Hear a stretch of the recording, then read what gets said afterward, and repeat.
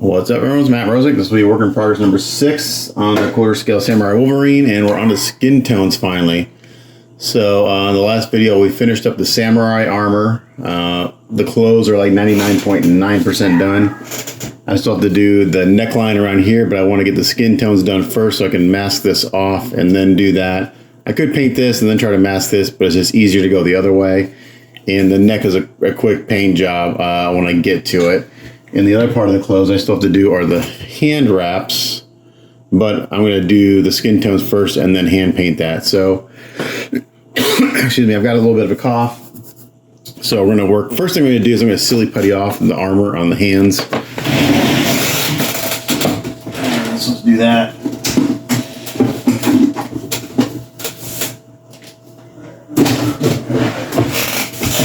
So this is an instance where I do use silly putty because I don't have to be super accurate. I just need to cover up all my previous work, and I don't care. I just want to make sure I cover up the yellow and everything, so I can just be kind of real loose about it, because all this hand wrap stuff is going to get hand painted later. So I just go in here real quick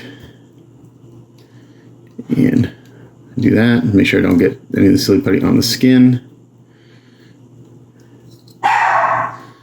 Sorry about my dog, she's barking at an exterminator here.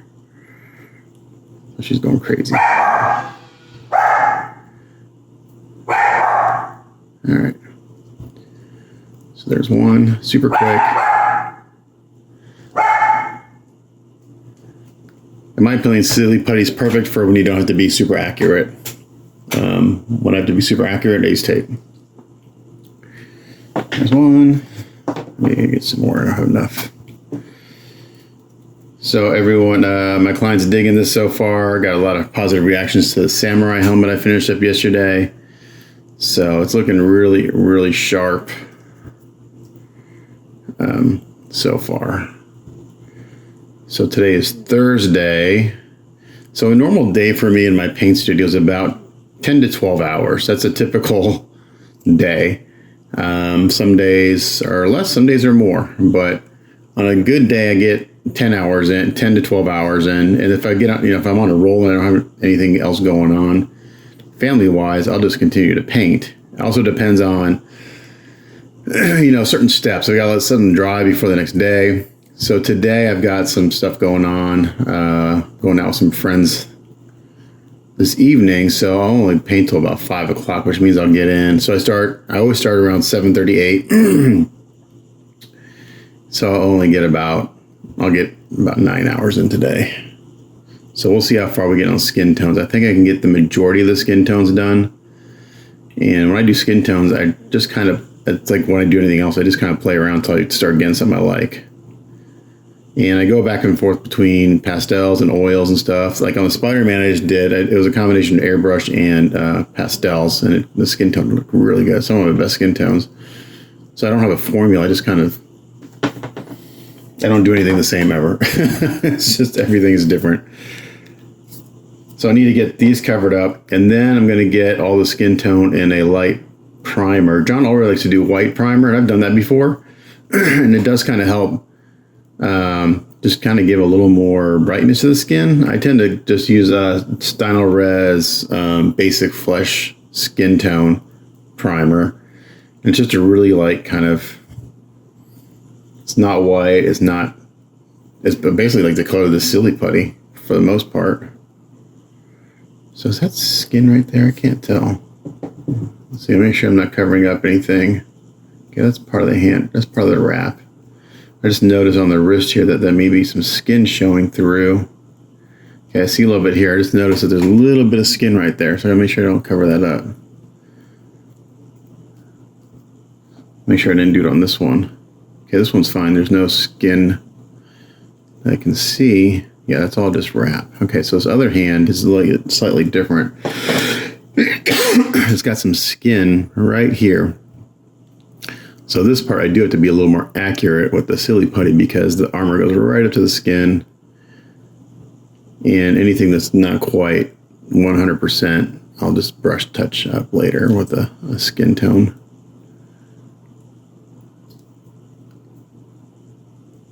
Okay. I am going to put this to the back of my room because I'll be doing quite a bit of airbrushing, and I've got a lot of people have been asking me what this paint job is costing because I charge by the hour and the amount of hours I have. It's very expensive. Let's just put it that way. This is the most expensive paint job I've ever done. So yeah, it's not cheap. Another thing we have to do is, since I rekeyed the torsos, they're a really tight fit, maybe a little too tight. So I have to really kind of, I may have to go in here and sand the inside of these keys a little bit, or sand this key a little bit, just so it's not quite as tight. Because I don't want them to wobble, but I don't want it so hard to take apart that, you know, my client has a risk of chipping paint or doing something. So let me get this put to the side of the back.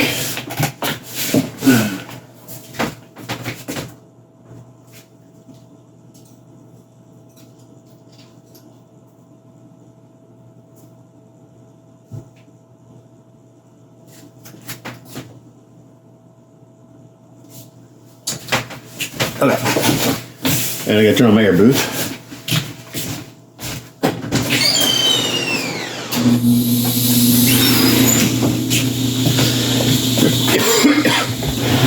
And also have a bunch of clients asking me, where's my project in your queue? I'm behind schedule, guys. It is what it is. You know, I try to say 3 to 4 months when I get a piece. It's like 6 to 7 months now, because this project will take me a month or longer. The Spider-Man I did took me twice as long than anticipated because of all the sculpting, that photo jobs, and 3D printing jobs. So we'll get to it. It's just, you know, have patience. All right, so the base coat is going to be just Badger Style Res Light Flesh.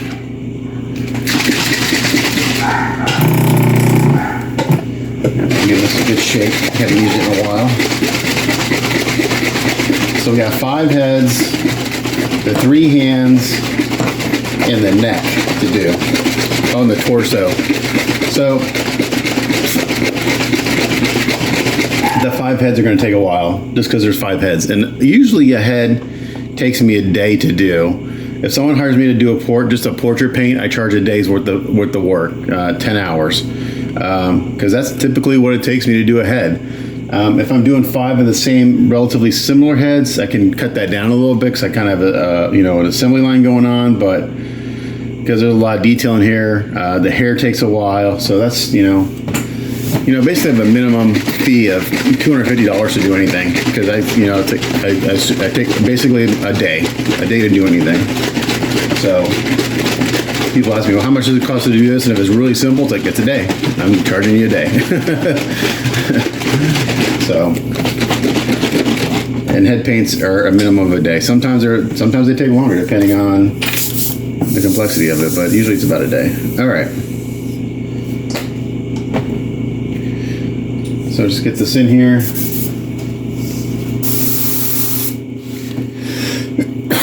Again, excuse my coughing. I've got this cough going on, and I don't know what it's from. All right, we're just gonna, again, Style Res Primer is really, really good stuff. My only gripe about it is that it separates pretty easily. So you do have to make sure you shake it really, really well before you use it. If you haven't used it in a while, make sure you shake it really, really well. And we're gonna go up in here, even though this doesn't skim, this just is kind of shadow, but. So I usually do like 2 coats of this because you don't want to hose it on because it will pool. It's a water base, it's acrylic. But what really amazes me is how well it adheres and how well it promotes paint adhesion to the surface. So if you've ever seen me do faces on camera before, which I've done it a few times, I go back and forth a lot. So I'll start out real punchy, real contrasty, then I'll bring it down, and then I'll go back in and bring it back, punch it up again.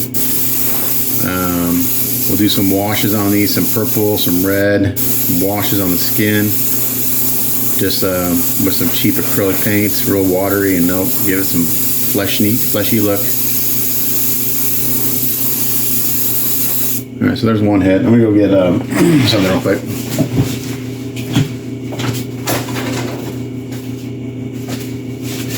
That's my block of styrofoam I use for. So I got this. I use this floral foam a lot of times, and I replace it every once in a while just to stick things into.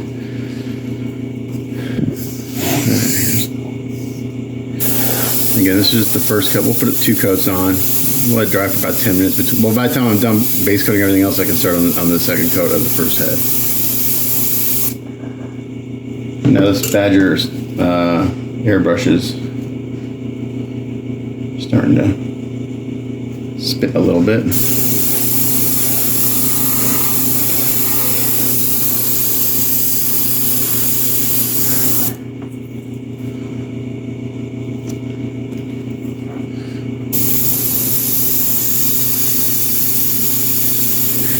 Yeah, so a samurai helmet yesterday, that was a day. That took me almost all day to do.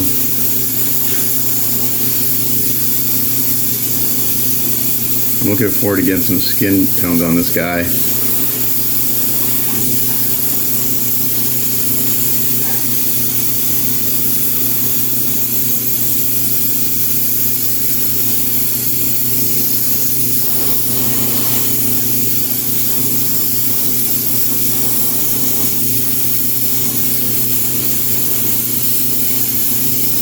And I'm out of kind of like all my skin tone colors I typically use. I have been mixing my own lately, which I never did in the past. I know a lot of guys like to mix their own skin tones, but I'll probably do that here too.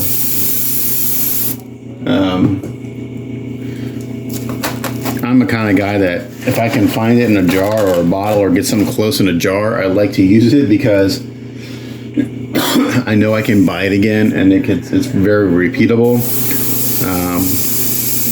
You know, if you find a skin tone you really like and you continue to do it, or you can replicate that relatively easy. That's how I am. I know a lot of guys that don't ever use pre-made skin tones, and I do, but then I adjust them through shading and pastel work and all that stuff. So it's just kind of a way to get something that's really easy to repeat, and then just make adjustments, you know, from there. So I got two masks to paint, and I haven't decided what I'm going to do on those yet. As far as color goes, don't know. I need another stick. Hold on one second.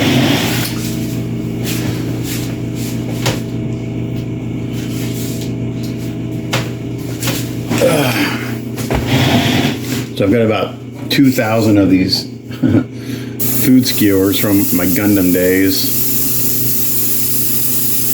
Of different sizes, clips, and everything.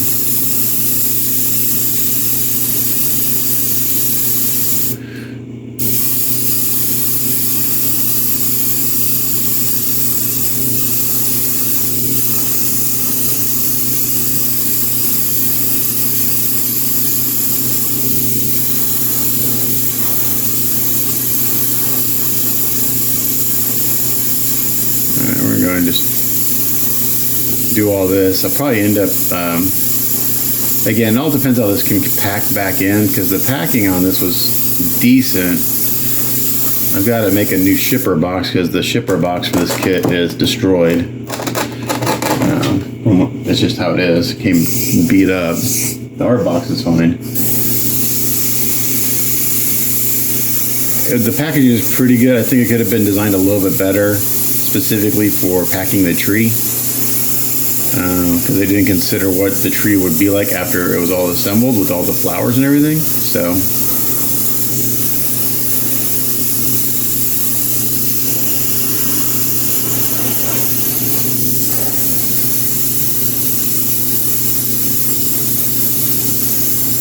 let's see, how many sets of teeth do I have to do? Only one set of teeth, thank God. I hate doing teeth and gums. I have the hardest time. It takes me forever to get them done because I'll get the teeth the way I want or the gums the way I want, and then I fuck it up trying to paint the other part. So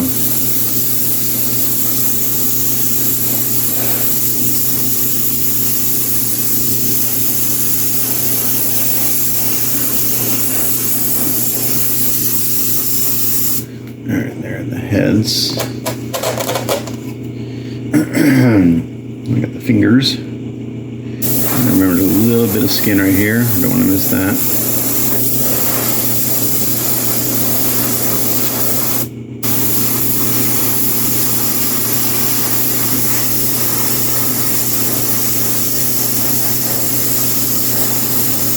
And also, I do have the samurai.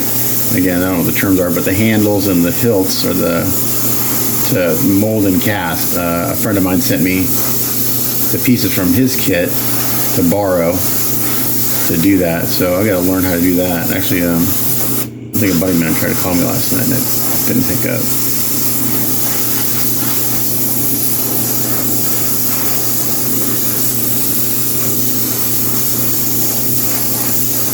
All right, so I'm just going to continue priming because I'm going to do 2 coats and then we'll come back after we're done priming. All right, so we did the stone res. We let that dry for a little while, and I forgot that I had some skin tone paints I bought from War Paint a while ago. We're going to give them a shot. So my airbrush I have right now, I've got tanned flesh, and I got it thinned down really, really thin. And I'm going to do some zennial lighting, basically just top-down lighting on these guys. So I'm just, on the heads, I'm just spraying from the bottom up. Again, this is really, really thin. We're going to get the basic shading done with this, and then we'll go in with pastels and just really bring out the details. But this just kind of gives me an overall effect. So we're going to do this on the heads. And then I'll go in and use the tan flesh on the shadows and stuff on the torso and hands and the neck. But I'm just spraying from the bottom up. Again, this is really, really thinned.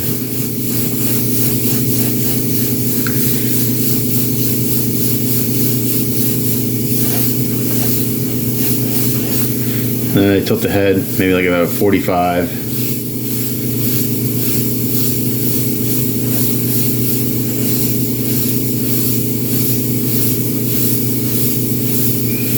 And I do want to get some of this on the whole thing, but I really want to concentrate on the shadow areas.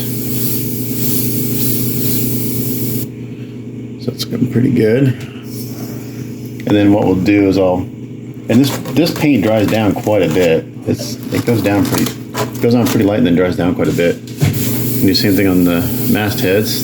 This will be mostly shadows in the eye sockets and the brow. Since we don't see a whole lot of the face. So we're going to do the same technique so we're consistent.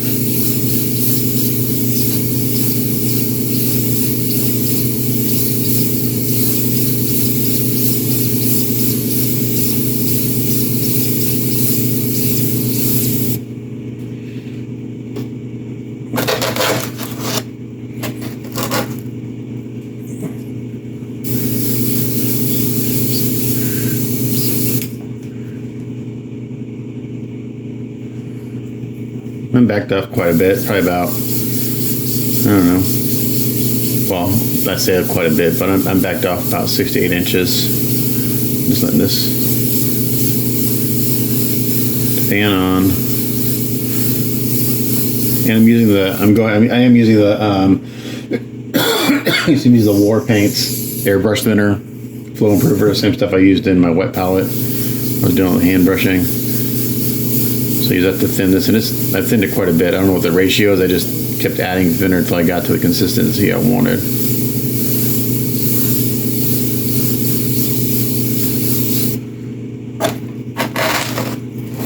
So we're gonna get the basic tones down with an airbrush, and then we'll go in there and refine it with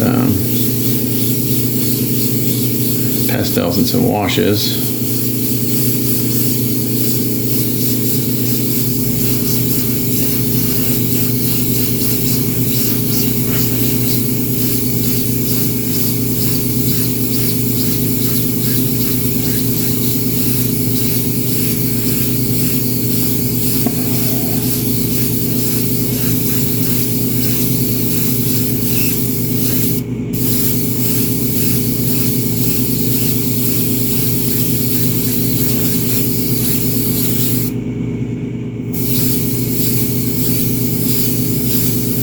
So when you do this kind of shading, it looks, if you look at it from the bottom, it looks really weird. It's super dark. If you look at it from the top, it's really light. But when you look at it straight on, it gives the effect that you want. So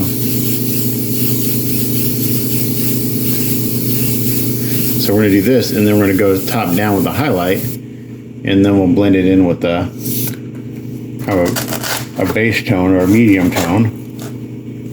And I like to look at them all kind of next to each other, make sure we're consistent with coverage and all that stuff. And since we got 5 of them, the trick is making sure that they all look the same. So I'm over here just off to the side, just looking at them all. And it's really bright on my camera, but it's not that bright.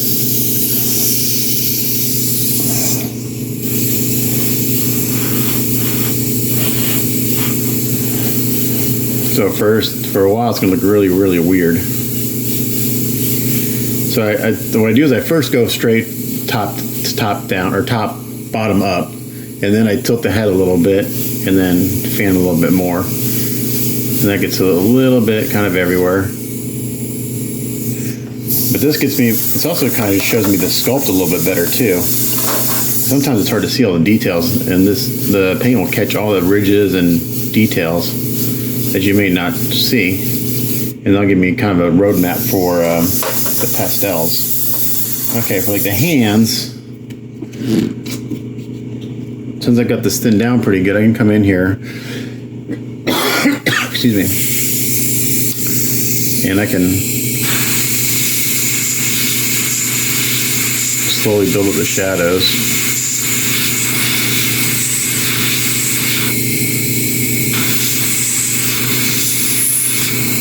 And it is really, really runny. I've got this super, super thin. Actually, let me crank down my needle.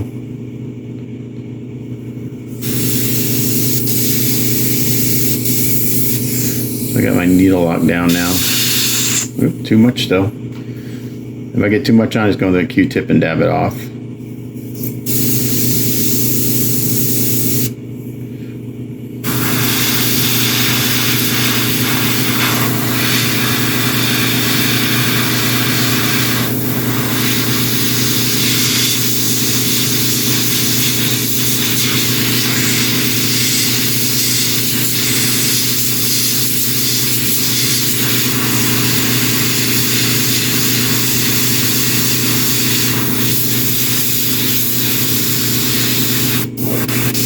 And you get dry tip with an acrylic, so you just wipe the needle off.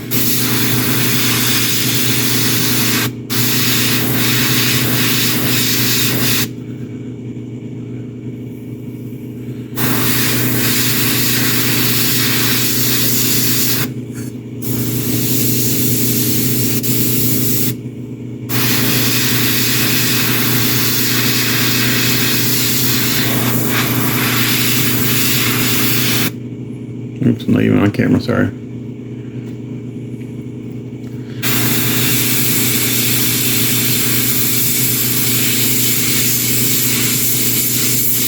So I'll do a little bit more of this on camera, and then I'll just do the rest off. I need to be able to.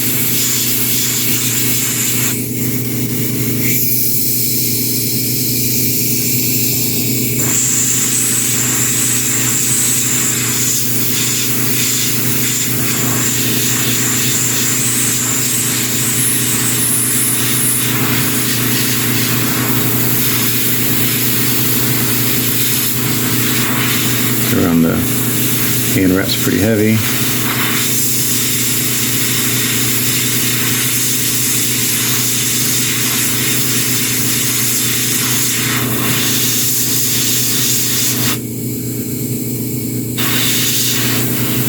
The knuckles.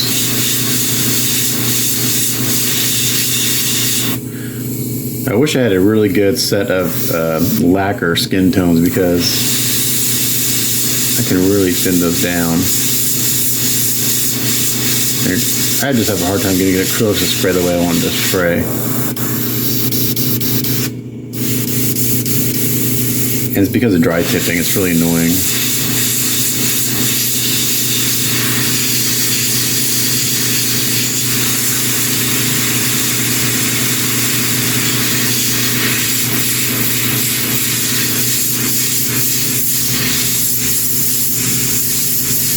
So you just dry tip so fast. And then it squirts out everywhere.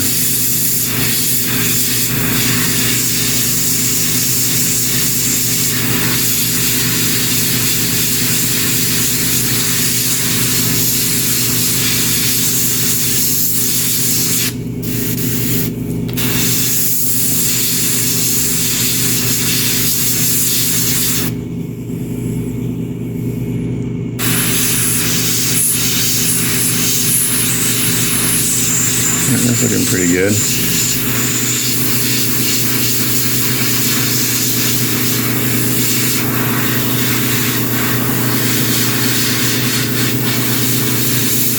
Already starting to get kind of a nice skin tone going on here.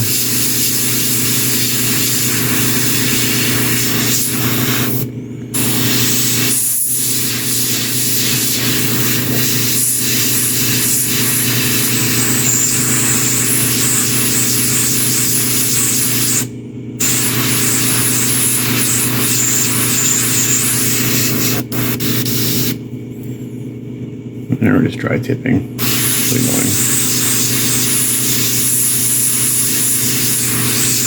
annoying. All right, we're going to continue shading, and we'll come back once I get everything shaded.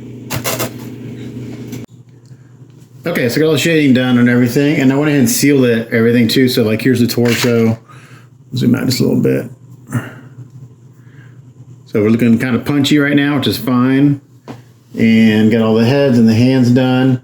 So what I have in my airbrush now is, so the first color was, not that one, Army War Paint, Tan Flesh, over thin, sprayed from the bottom up, shaded the torso. Now I have Cobalt Skin, which is a little more brighter. I got this, again, over thinned. And for the heads, we're going to kind of go top down, kind of go at a 45. Just kind of help accentuate some of that shading. I don't want to fill in the shadows. I am going to go back in with some pastels. So I just lightly missed that on. So on the left I added it, and the right is not. So that's looking pretty good. So I'll put that to the side. Just kind of help soften it up.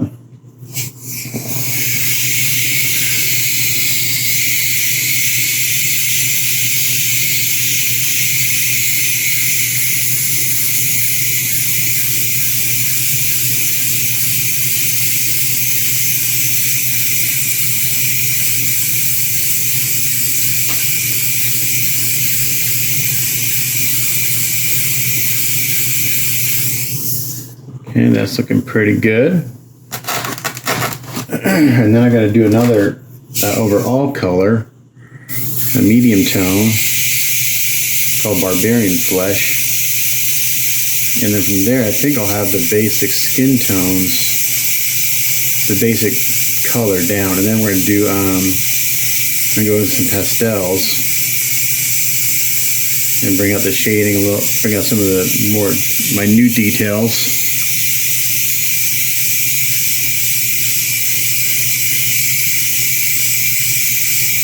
Yeah, I'm just really lightly misting this on about a 45.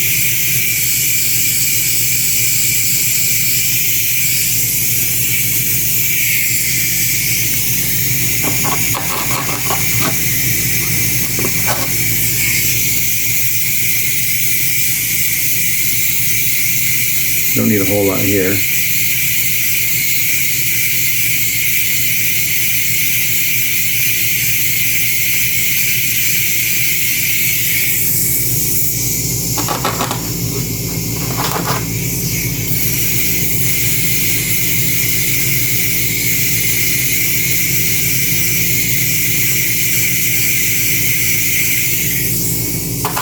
Okay, and then I get to the neck and stuff.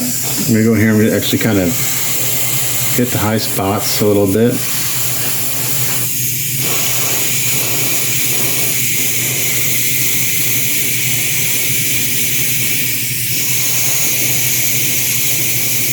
Again, this is pretty thin right now. It's really, really watery, so I got to kind of be careful.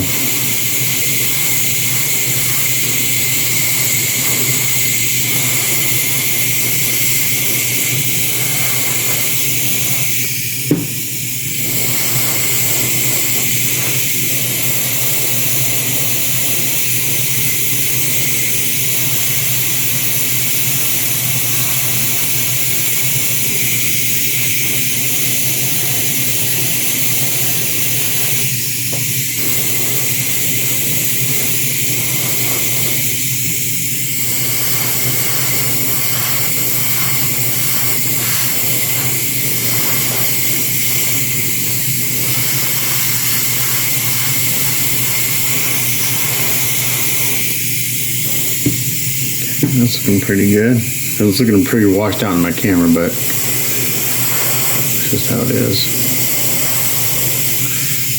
And kind of come in and mist this on, just like I did on the heads, just to blend it in a little bit.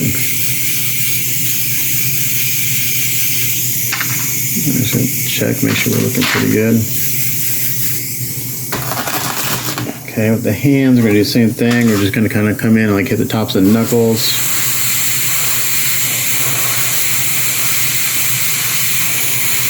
I'm just going to kind of let that naturally blend into the shadows a little bit.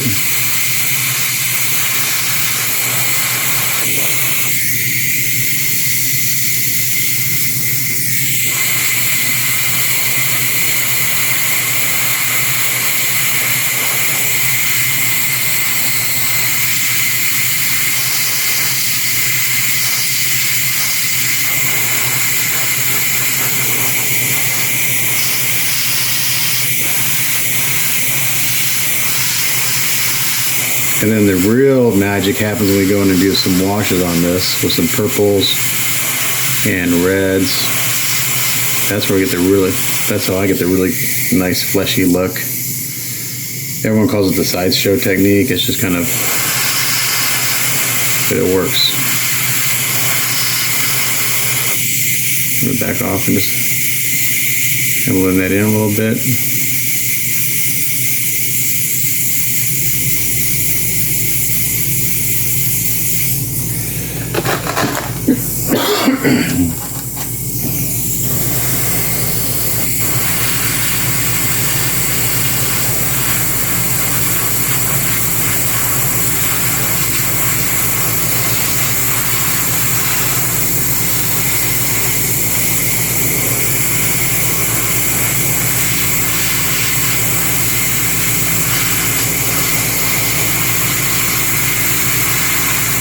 As usual, it's all about just layer upon layer upon layer.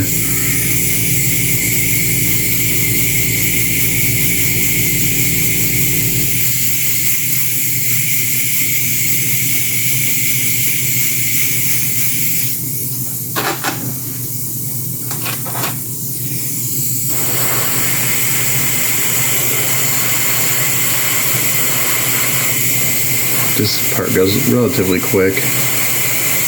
We're just in the high spots and then blending.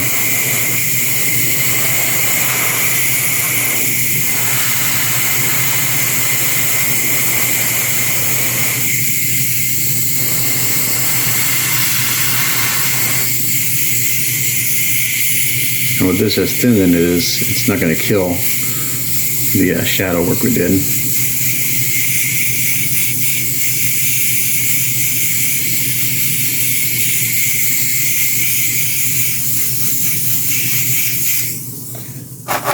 When I'm doing skin tones, especially like a full body or torso, I go through and I do every single step on every piece, one at a time. And then on the torso, I'm gonna put a glove. I'm gonna put a glove on because there's no real good way. Since I have the arms attached, there's no real good way to handle this. I have to pull it out one of the arms and work on the one half and then switch. So we're gonna do the same thing here. We're gonna just come in here at the highlights.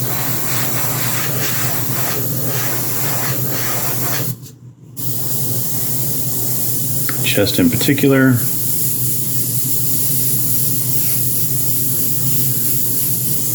Again, backed off quite a bit. I want this to be nice, soft transitions.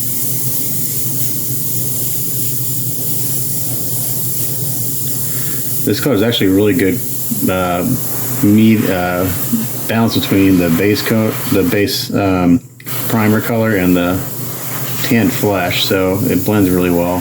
Kind of played with it a little bit before I started doing this to make sure it would work, and like, oh, it's working pretty good.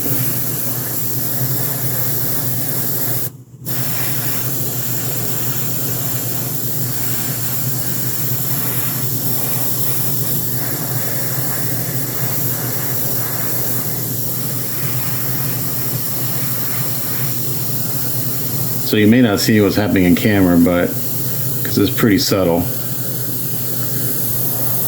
But I just hit the highlights first, real light. Again, I got this way over thinned. It's more thinner than it is paint.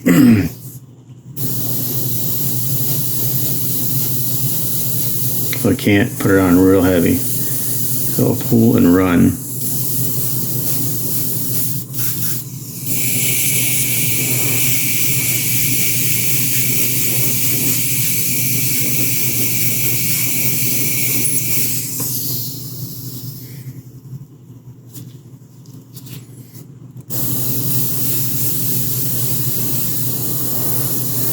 I didn't do any flecking on this one. I just kind of, I find that with the acrylics, kind of when I spray it and the way I thin it, it kind of flecks naturally. So kind of don't have to do it sometimes. Sometimes I do the flecking, sometimes I don't. It kind of depends on what kind of mood I'm in, really.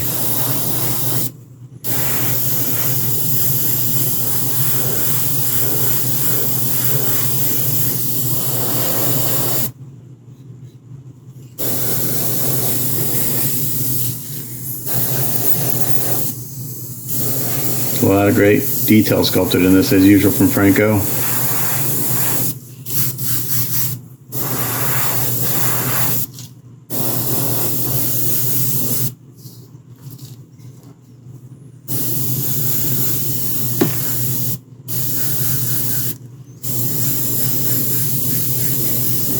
The top of the shoulder is pretty heavy with this.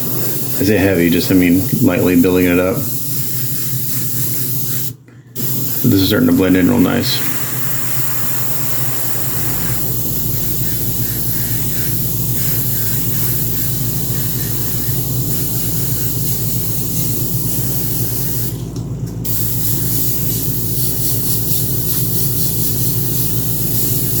And I'm being pretty loose with this part.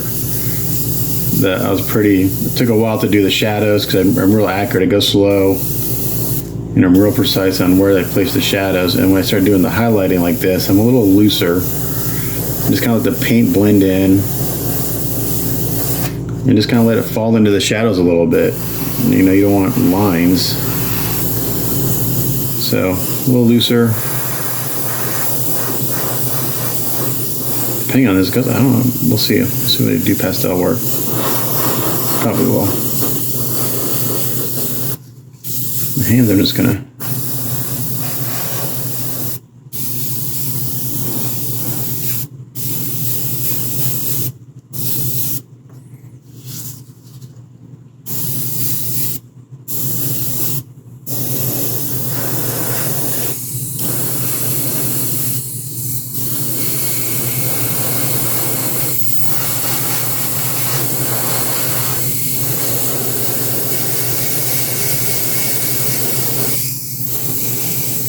So I just received the best compliment I've ever gotten on paint work by a Facebook friend, Peter Bailey, who I guess used to work for ILM at one point in the model shop.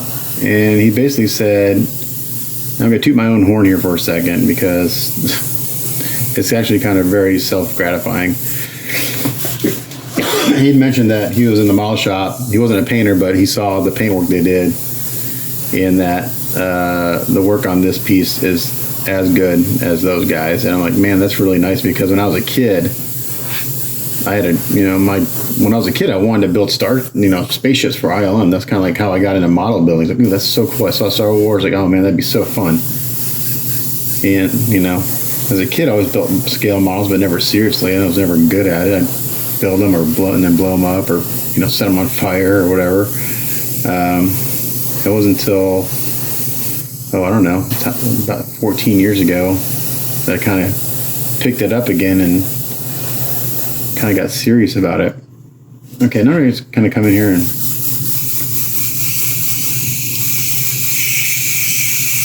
mist this on. So yeah, it was a very nice compliment.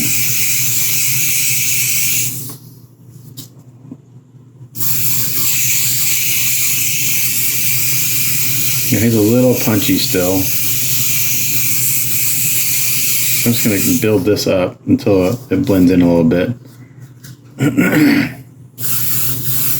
But I just by hitting the highlights a little bit first, and when I blend this in, those will just get brighter.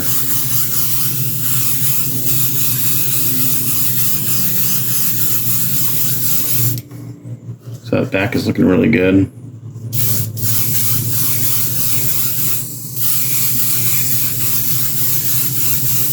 The front's looking good. It probably looks nothing, in camera probably looks nothing like what it does in real life.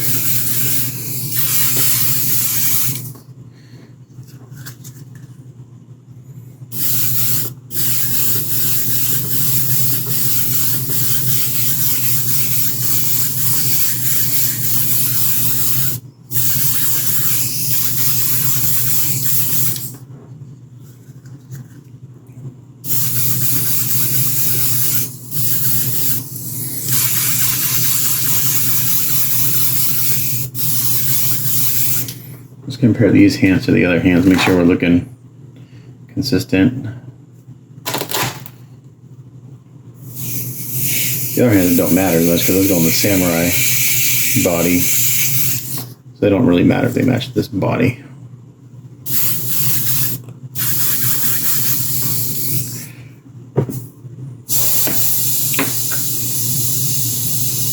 Got a little bit more of this paint left. I do need to check the heads with this body, really.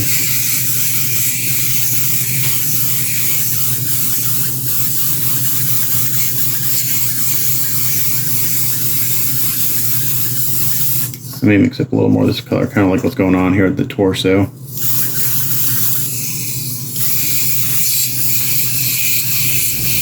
And then I'll seal it again. That'll kind of give me a better idea of what's going on. So I'll take the sheen off.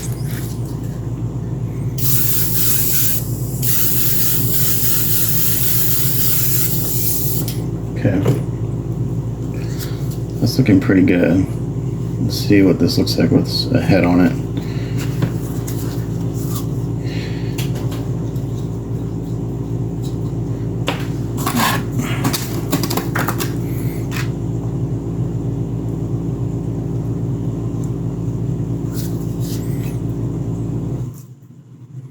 Okay, I need to blend in. I need to add a little more shadow, or just blend in the heads a little bit more. Because right now it's pretty harsh line. So I need to blend in the heads a little bit more and add a little more shadow than the neckline. So let's do that real quick. I still have a little of this tanned flesh mixed up.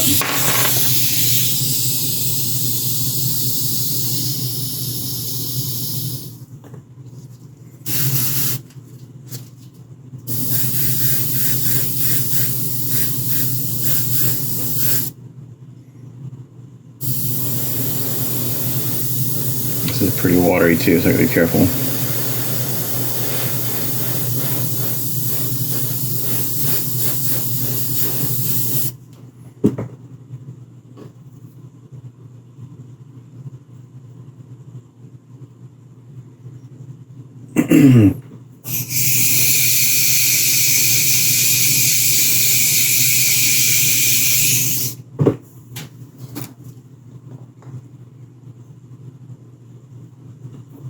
So you get one head to match, and then the other should match just fine.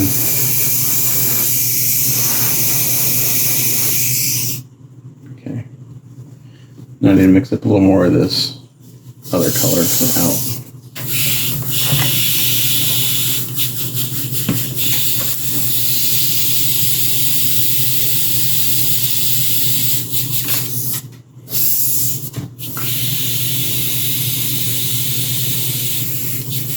A little bit left. Let's see if I can get to blend in a little bit.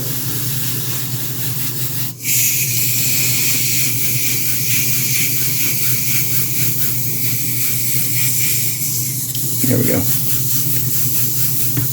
Just going to take this color right here, this highlight color. I'm going to fan it on the heads just a little bit.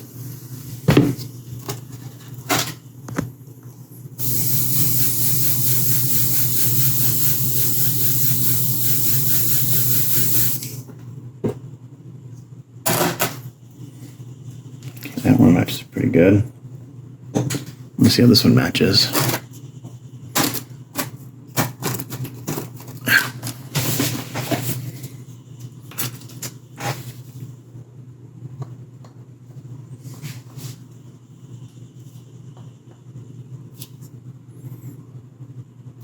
lead head doesn't want to go down all the way. Where's it hitting? It's hitting back there.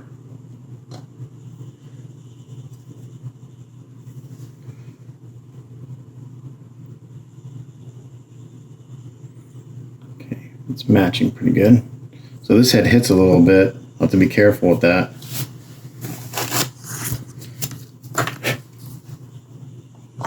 This one fits fine. And that matches pretty good. Okay, so now I'm gonna go seal all this again. And then I think I'm gonna mist on one more tone. I got Barbarian Flesh, but it may be a little too dark. We'll see. All right, so I'm gonna seal this and we'll come back. Okay, so the last color I'm gonna mist on before we start doing any other work is Army War Painter's Barbarian Flesh, and this has got a little more flesh tone to it, and just very lightly mist it on. So the right I added a little bit, and the left is not. I'm not sure you can tell on camera, but I can see it. So I'm gonna do that. Again, super light, kind of overall the whole piece.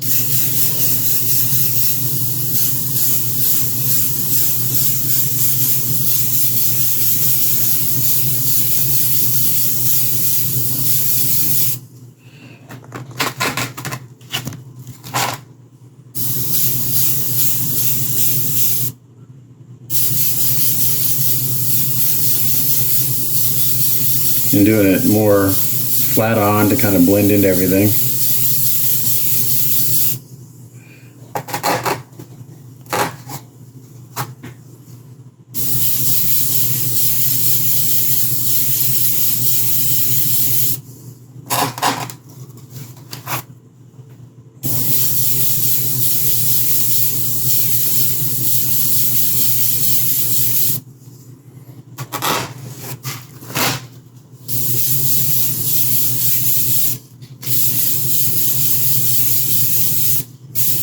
Just going to blend the shadows a little bit more and the highlights.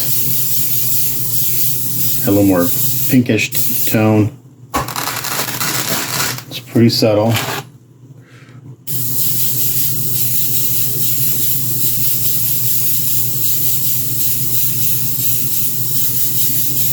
It's actually a really good kind of base skin tone.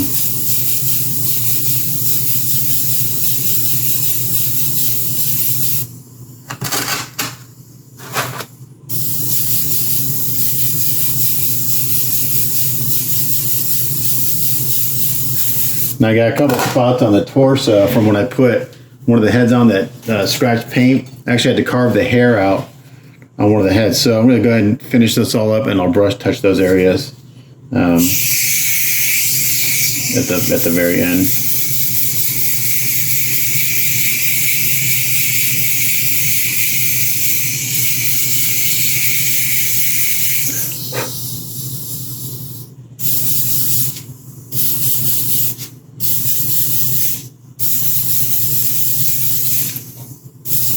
You can see right there the hair was scraping pretty bad. The head wasn't going down.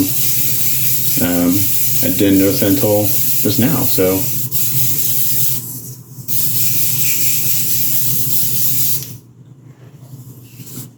we'll take care of that. And yeah, we'll just brush touch it. We'll mix up the skin tone. That'll work.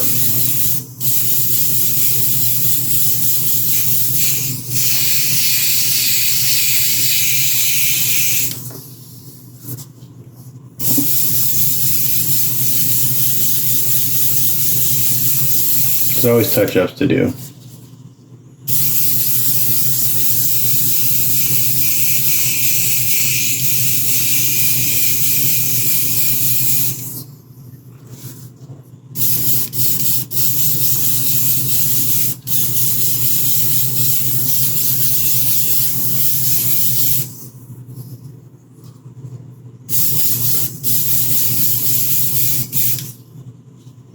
Okay. I don't know if I need to do, maybe on the portraits I'll do some pastel work, but on the torsos, everything's looking really good. I'm really happy with how everything's looking so far. Still have to do the veins. I'll probably do those with pastel. Sometimes I'll airbrush the veins on at the very beginning and bury them underneath the skin tones. I don't know. I just kind of, I never have the same method to my madness, and I'm just always playing around.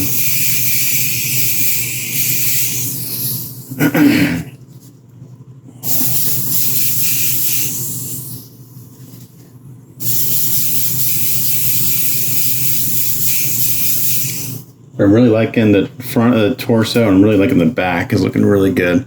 So now I'm going to seal these, and then I'll probably go in and do some washes. So I'm going to seal them and we'll come back.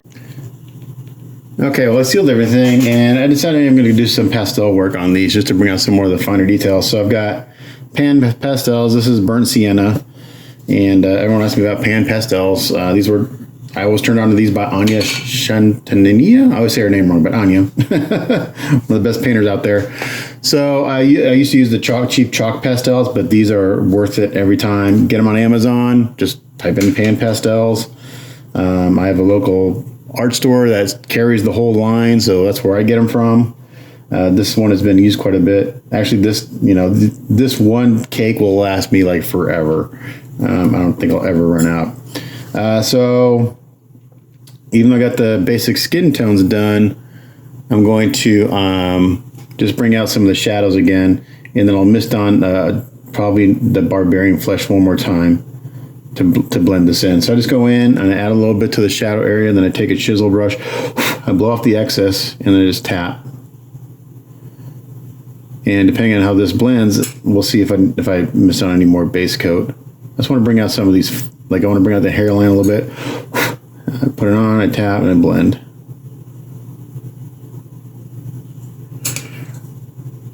I'm actually really liking the skin tones right now before I do the washes. They're actually pretty close to where I like to be at this point. I put it on and tap and blend. I'll show you one head on camera, and then I'll do the rest off because this is a slow process as everything else is. And you want a flat surface for this, a flat finish, so this pastels will stick. But just that little bit's already making a difference around the hairline. I tend to have a pattern. I typically do the hairline first, then I do the ears, and then I go in around the eyes and start doing the eyes and the stuff like that.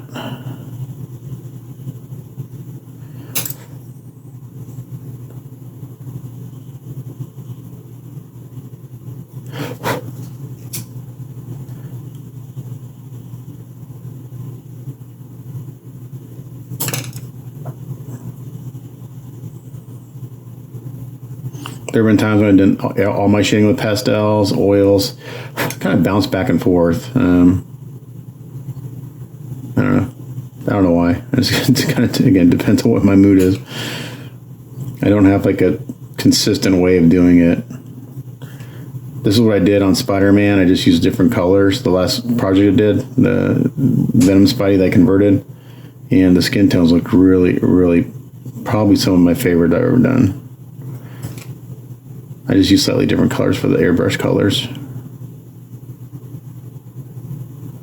And the very last thing on the heads will be to do this double on the chins. That's the very last thing you do.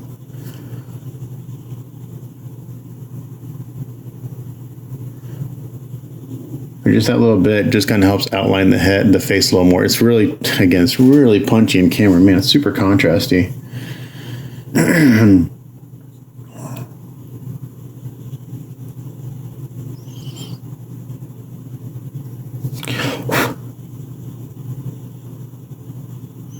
But what matters is what it looks like in person.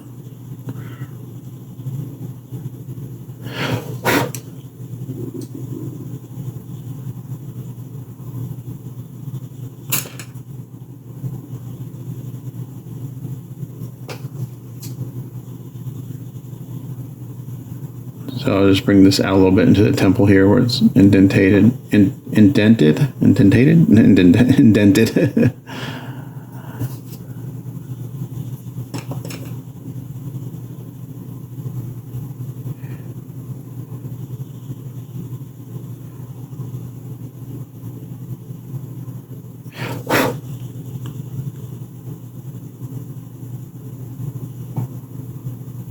Again, in person this is really subtle, but I can see that it's there, and it just gives a nice little outline to the face.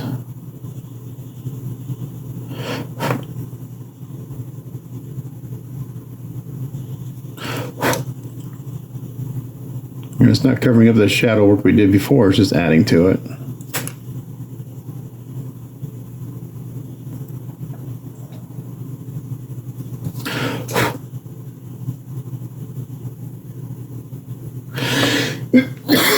Excuse me, this freaking cough is driving me nuts. Alright, so now I'm going to come in here and let's do some in the ears. Ears are always one of the hardest spots to get because it's hard to get airbrush paint in there.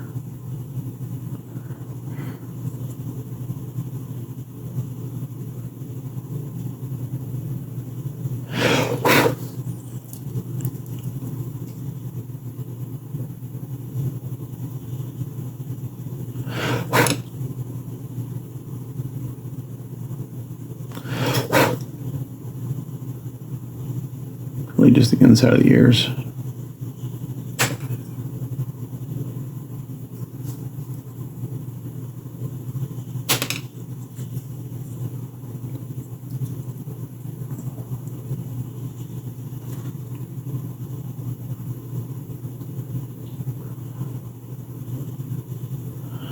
So this is one of those instances when I seal these, I put it on pretty dry, not like speckly texture dry, but I want to have texture in I want the surface of the paint to be flat. I don't want it to have any sheen to it. That way the pastels stick and they blend better. You have a sheen to the paint, they're not going to stick or blend very well. I'll just end up rubbing off the surface. Yeah, it's looking pretty good. Let's get here and do the eye sockets. Go way up here in the corner. And hit that really hard. And then I just bring that out a little bit here.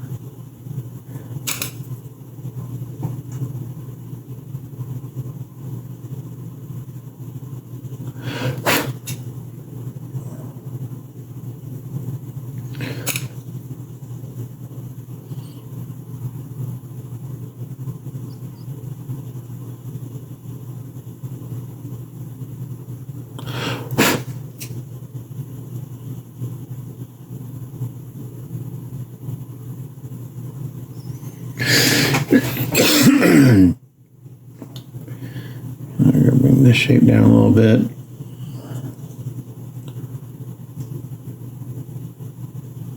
You can see here, I can just use what's left on the brush and just lightly kind of go back and forth, and it'll highlight, or it'll add a little bit of shadow to that spot. I don't want it super, you got to look at how deep the shadow is. The deeper it is, the more contrast you want it, or the darker you want it.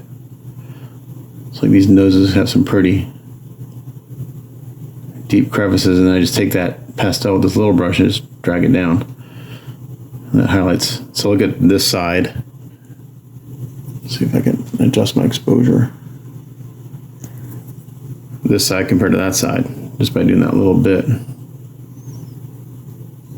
Put quite a bit of pastel in there, and I just drag it out of that shadow.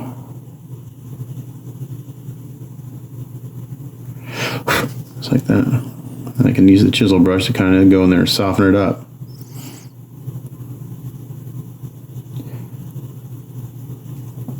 If I just drag it this way, it'll soften that up a little bit.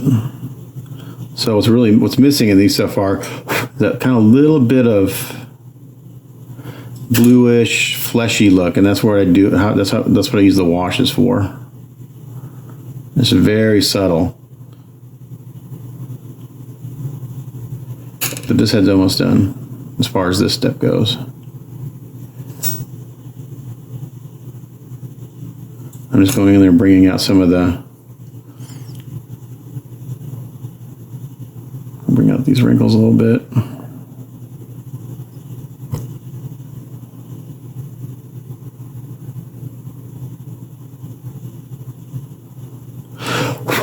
like those little itty bitty wrinkles. Like personally, I would not be able to get that with an airbrush.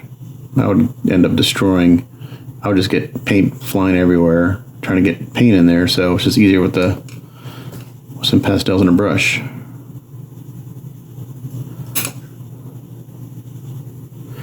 But now,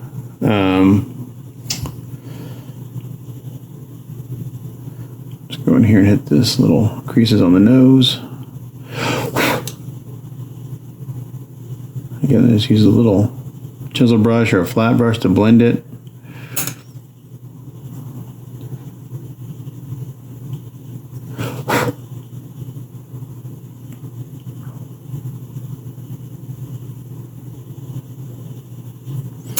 And the last thing I do is I hit the lips pretty hard. Those will get washes of purple and red washes on once I'm all done. And that would make them look really nice and fleshy. I start off with a pretty dark skin tone first, since lips tend to be darker.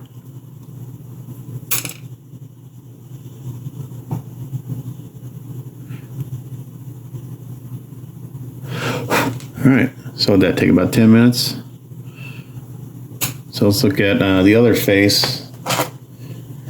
So right's got the pastel, the left does not. And again, not sure if it's showing up in camera because it looks really bright and really punchy, but it has just a little more detail to everything.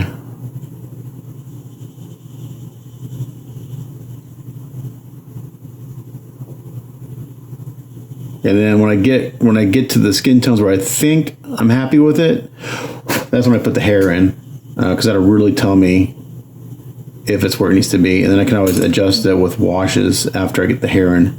But 9 times out of 10, when I get that, damn it, I just built a bunch of pastels. When I think it's where I want it to be, it's there. It's very rare that I go in and make adjustments after the hair's in. So that's looking really good. So I'm going to do that to the other heads. I'll do the hands, and I'll just do everything else like this. Again, it's the same process. You just add a little of the pastel. And use a soft brush. On the torso, I'll use a bigger brush for blending, because I got, bigger shadows. But that's pretty much the process. I mean, I've shown this before. It's been a while. I didn't miss this little shadow right here on the nose I like to get right here, in the nostril. I like to pack that in. Make those really dark skin tone.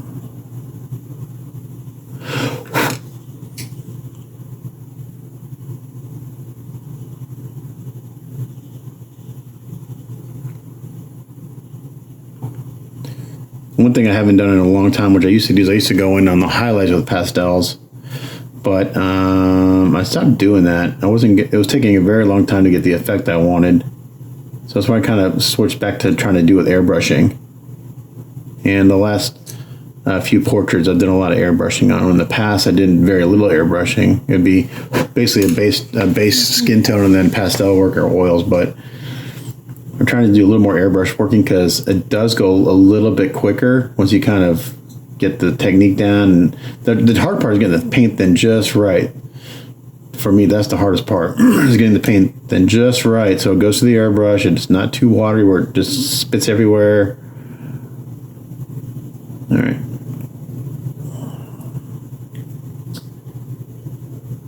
There we go. And the shading I did from the airbrush is still there.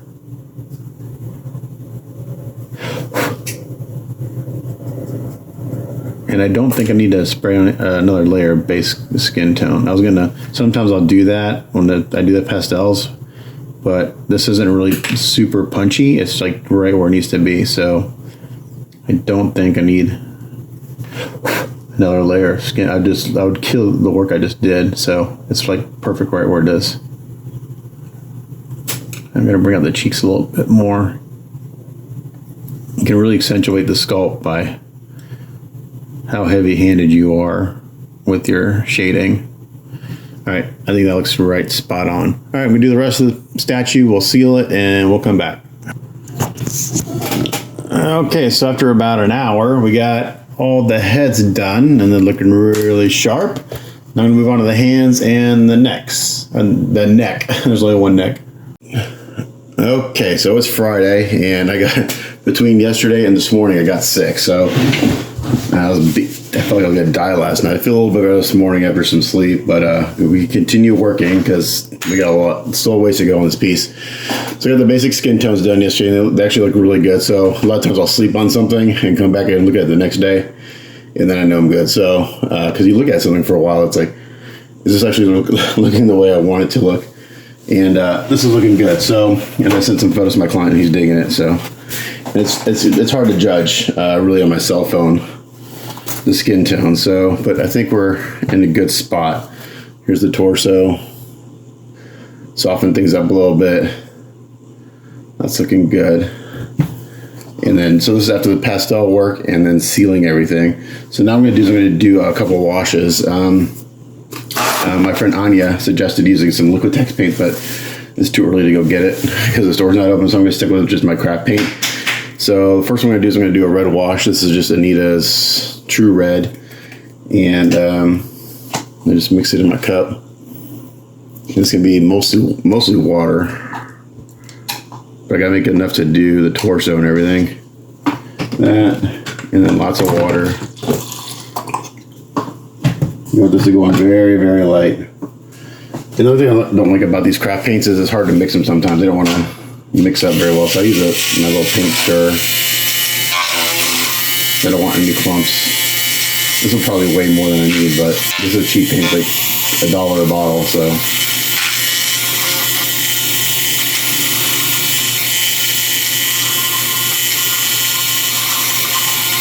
You want this really, really runny. That's still got too much pigment in it.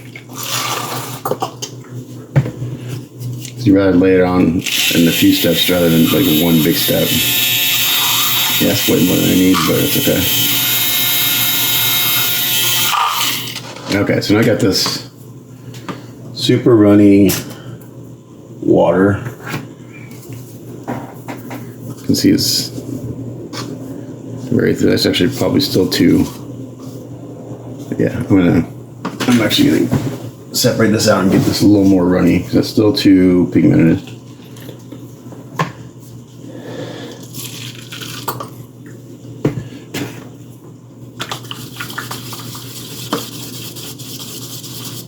Yeah, put way too much paint here. This. I want this really, really transparent. Especially with these craft paints because they tend to leave rings. Yeah, so the next time just put a couple drops of paint in there and then add water. Put way too much paint in there. Okay, this is probably about where we want it. So it's pretty. You can see there's not much pigment in there. Okay. So the trick to this process, especially when you're doing a torso and multiple parts, is you do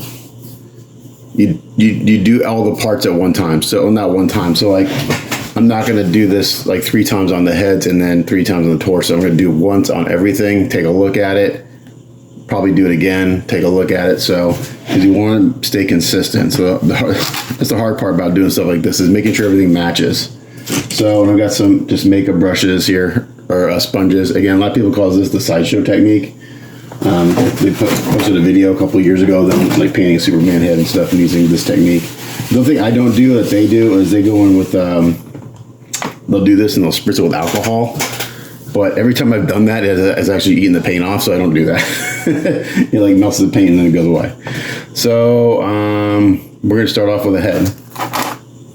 I'm gonna put the torso to the side here. I got paper towel so it doesn't get banged up. And so what you want to do, again, this is it's looking really bright on looking on my phone is like really bright, but it's okay. Okay. And looks like my lens may be dirty. Hold on a second.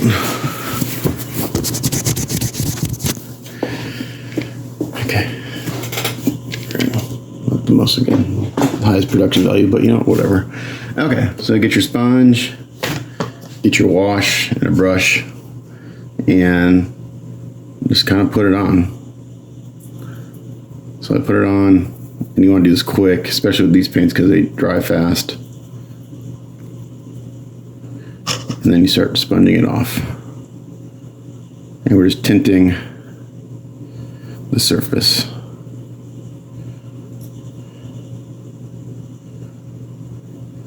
And I just keep going until it looks like it's all off the surface. And you want to use the corners to get in the eye sockets and stuff.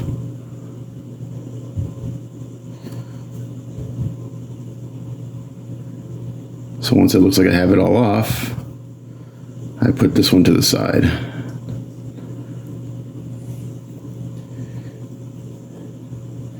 And when I started doing this is really when my skin tones really started to look like something, because it's just a really subtle technique. And it's like, it doesn't stick out to you that you've done a wash on it. It just tints the skin a little bit. And it makes it look really fleshy. So I do this, I do red and I do purple. And then I'll probably do a little, and then I'll do some selective washes like on the cheekbones and the eye sockets. So you probably can't tell that it's done anything. I can see it in person. But just looking at another head, I can tell that this has been tinted very, very subtly. So I'm going to put that to the side. The hard part is when I get to the torso, because I have to do it in sections. I can't do the whole thing at one time. Excuse me for coughing again. Man, I tell you what, I went with some friends last night, and I got home, and I just felt really bad. Man, like just crazy tired. It's like, here, I'll do the ear by itself, because I don't want that to dry. And again, you want to try to get all that extra stuff that settles in the crevices out. So you don't want it to look red. So sometimes you got to get a Q-tip in there to get into the... Let's see if I can get in there. If I can, I'm going to get another brush to get that out, because I don't want that settling in there. There we go. Ooh, my stomach's growing too, sorry. Okay, so that looks good. I'll zoom in a little bit.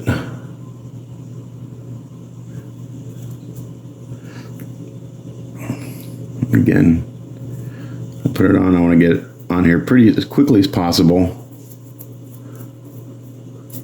and as evenly as possible.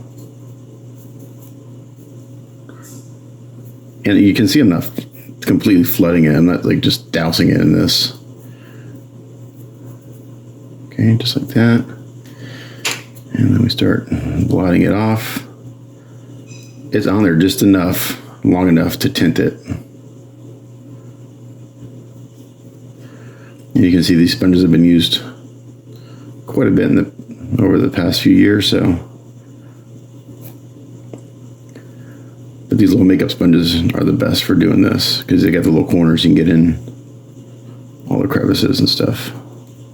And so I can see where I didn't get quite enough wash. So right there, let's go in and add a little bit more. I can tell. Now this will have more of an effect in the shadow areas. It'll be more obvious that you've done this technique, which is what we want.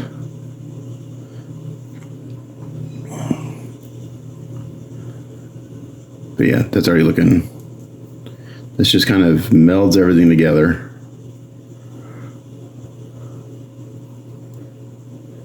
Okay, that's looking good. And I'm going to let it settle on the lips there. I think I may only have to do one round of the red. Sometimes I do two, but this is looking pretty good.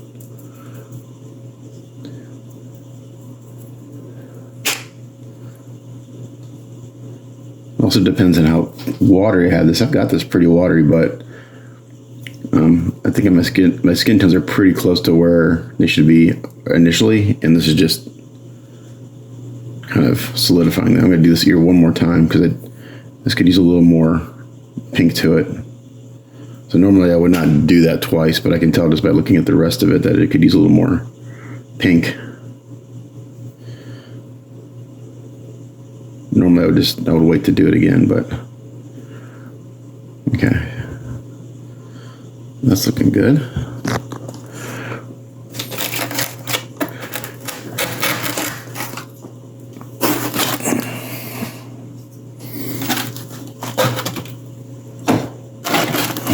So let's see, what's today's goal? Today's goal, I don't know. It depends how I feel.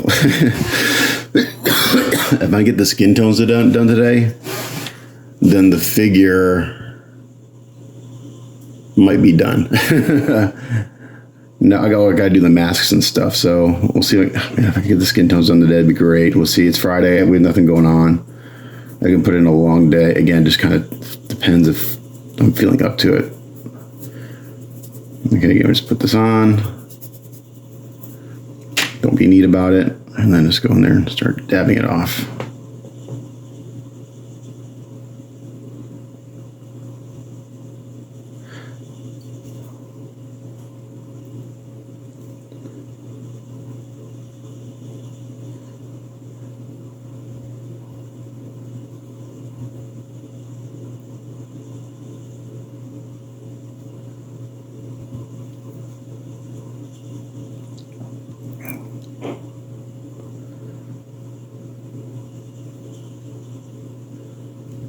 Okay, that looks pretty good. A little bit kind of stuck in there. I got a little brush here to kind of get it.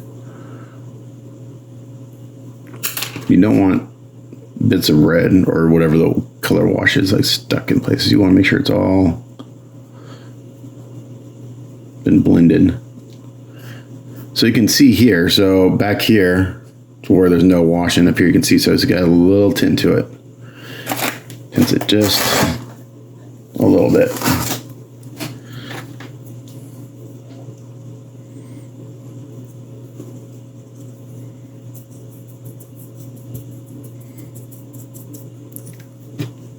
So I'll do the heads on camera, and then I'll do the rest off camera. The torso is the same process. I just have to do in sections. So like I'll do an arm, and then I'll do the chest. Just because if I try to do the whole thing at one time, it'll start the wash will start drying. By the time I get it on everything, it'll start drying the way I first started applying it, and that's when you start running the issues where you don't want it to start drying before you have a chance to blot it off.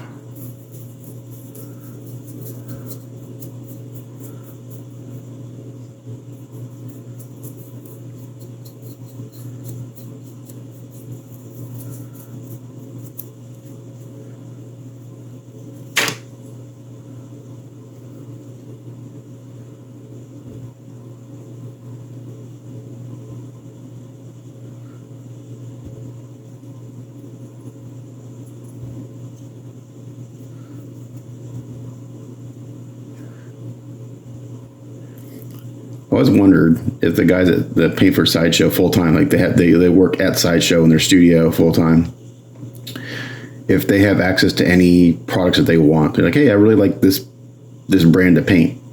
Can we get that for what I do? You know, I'd be curious to know, because I like a lot of Mr. Color paints, and I think a lot of figure guys use mostly acrylics. I use a lot of acrylics now too, and 5 or 6 years ago, I don't think I used hardly any acrylics.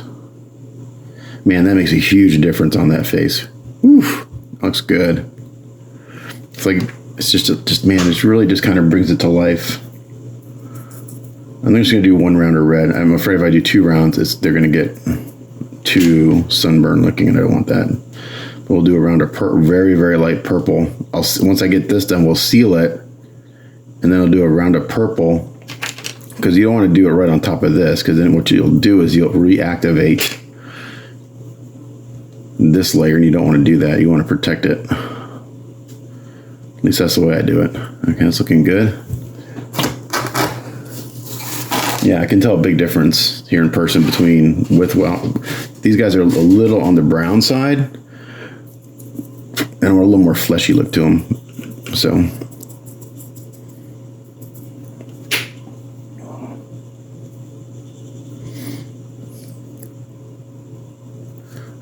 I'm glad I decided to do the pastel work, because it made a really, really big difference. It's a subtle thing, but when you're dealing with skin and things, you want subtleties. You don't want crazy things going on. I hope I got some water or some wash going down that ear there. Take care of that. I don't want that. It's already done that ear. And if the sponge you're using starts to get saturated where you notice it's not picking up the wash, that's why I have a couple out here. So if this starts to get too wet and I notice it's not picking up, or that this has too much red on it and it's just adding to it, you can come here with a clean one. Because as the sponge gets full of wash, then it's just, instead of taking it off, you're actually adding it back on.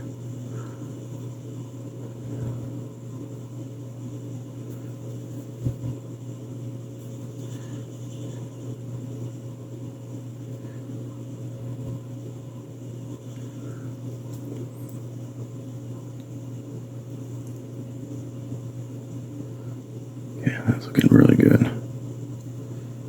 Yeah, now we're starting to look like something.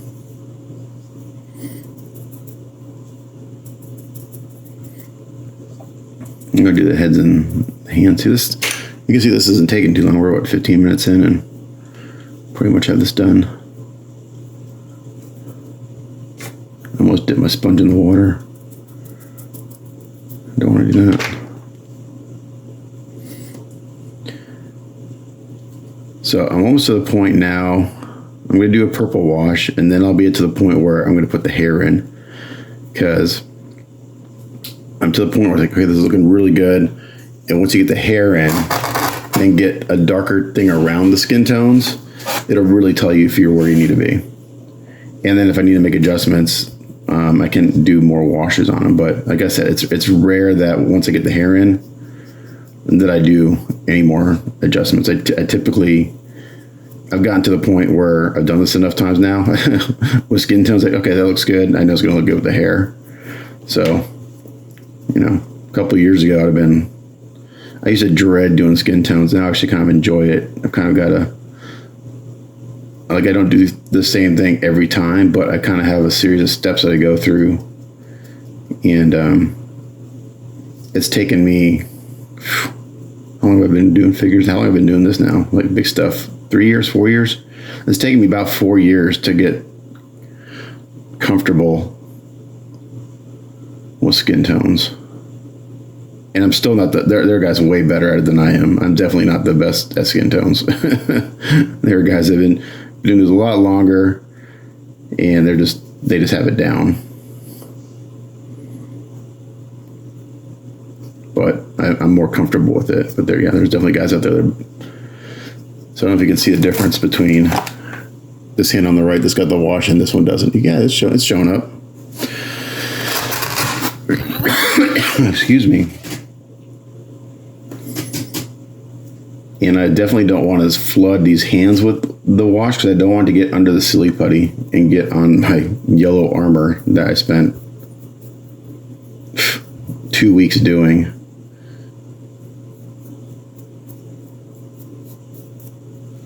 So just being careful not to flood it and get that to go underneath the silly putty.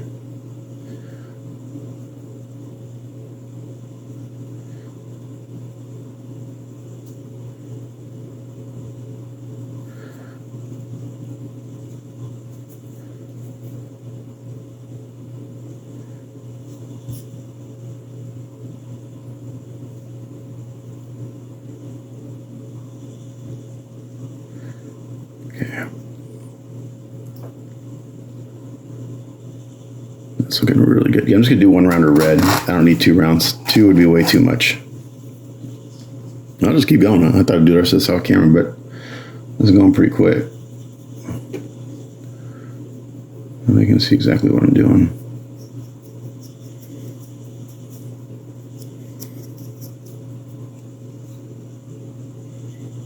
There's a little skin right there.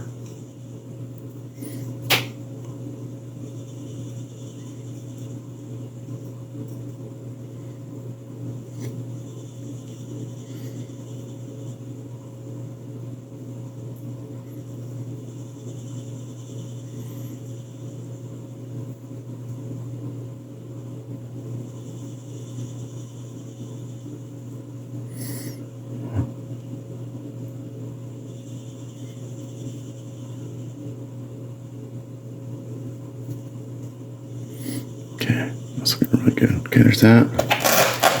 And we'll do the neck.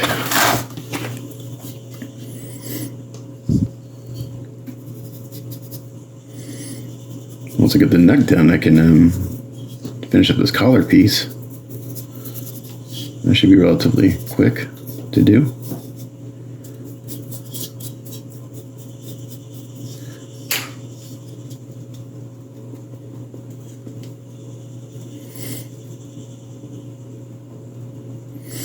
My buddy Randy Van Dyke did he does skin tones, he does noodling on his skin tones, and he gave a class on that at Wonderfest this past year, and he did a badass, some really nice paint ups this year using the noodling, like what I do on Hulks, but he just did it on human skin, and it really does add some nice texture to the piece. So I'll have to try that someday.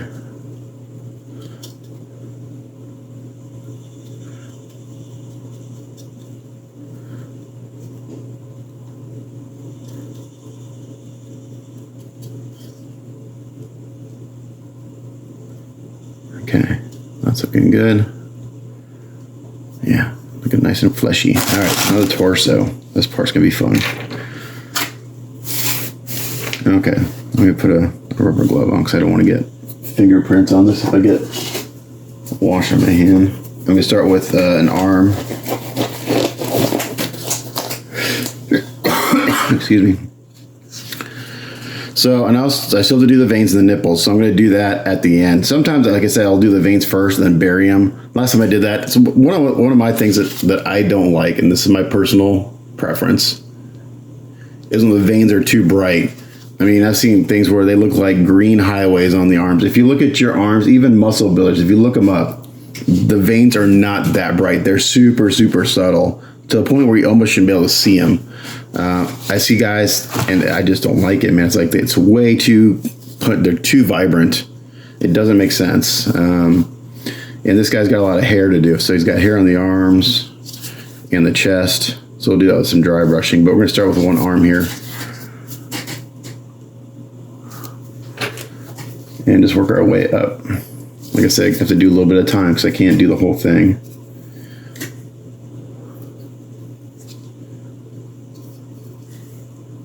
So maybe I'll start with the hand. And this may be off camera quite a bit because I got to move them around. So I'll do my best to keep it in frame. So we're just going to start with the hand. And I want to blot where I'm going to blend, where I have to go, where I have to start next. I want to make sure I get that edge really, really good.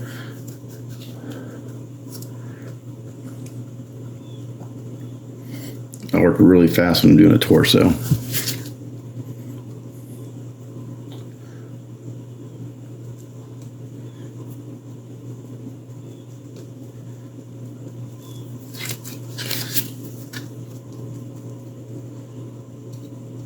Okay.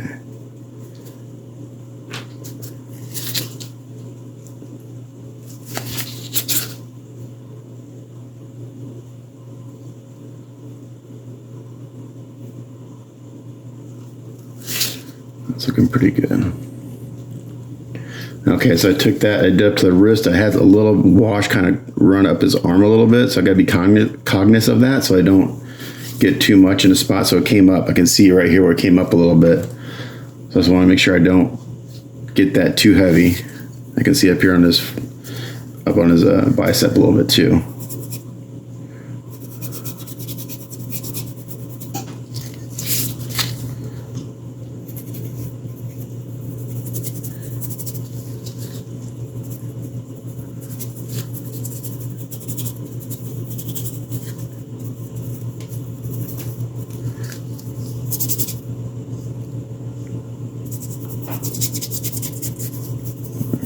To here and do that.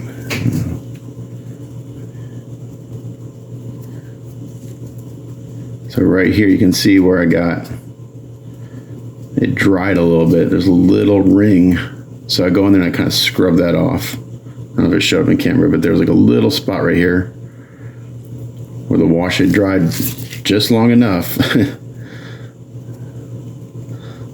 to basically leave a water spot. So you just got to make sure you go in there and take care of that.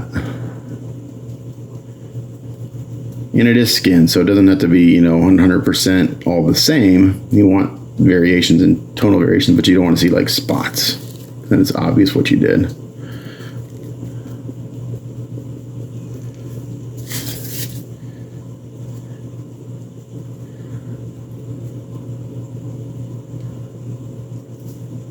Okay, that's looking pretty good. Yeah, I don't mind there's like some tonal variations in the skin, because that would be natural. One spot's a little redder than the other, but you don't want to make it obvious that you did a wash. Okay, now I'm going to come in. Let me get this out of the way. The neck's kind of in my way. Now I'm going to work kind of the back a little bit here.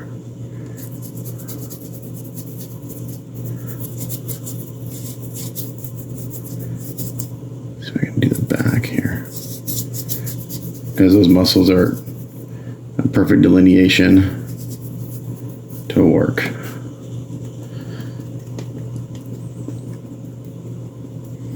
So really right here where the wash stops, that's where I want to start patting first. I don't want an edge there. So I'm thinking if I start using the Liquitex paints, I won't have to fight that as much.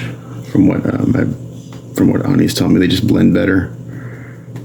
They're just a higher quality paint.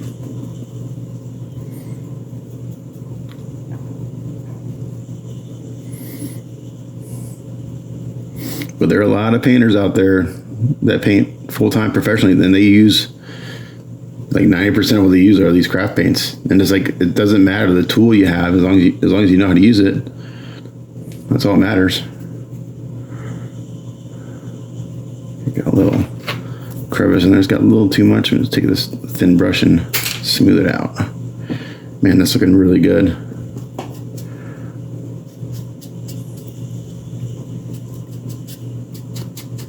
I don't know if you can tell the difference between the right side and the left side.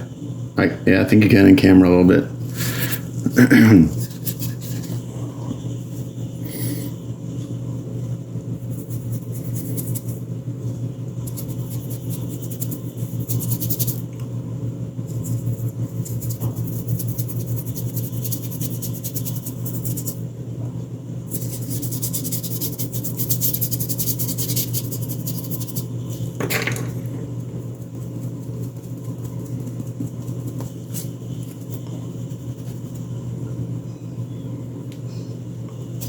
She could use another sponge. These are getting a little saturated.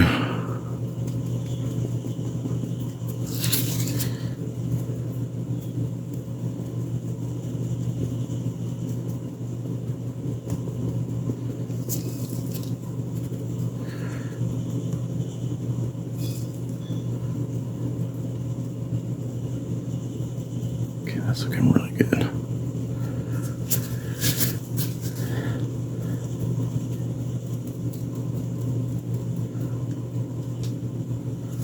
Let's move around to the front. To the front, and then we'll do that other arm. There you go. I'm kind of using the middle of the chest as and I can see where I've done the wash and where I haven't done the wash.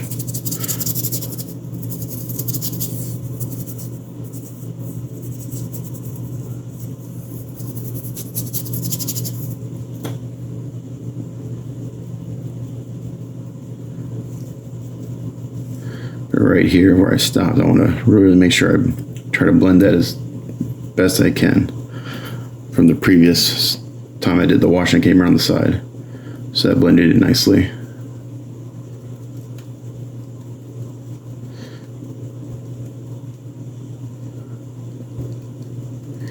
You gotta move fast.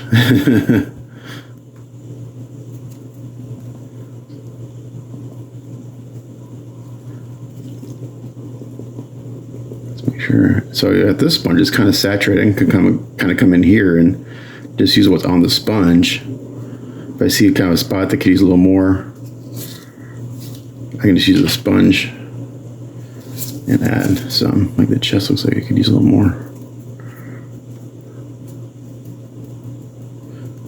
Okay, that's looking pretty good. Let's do this side.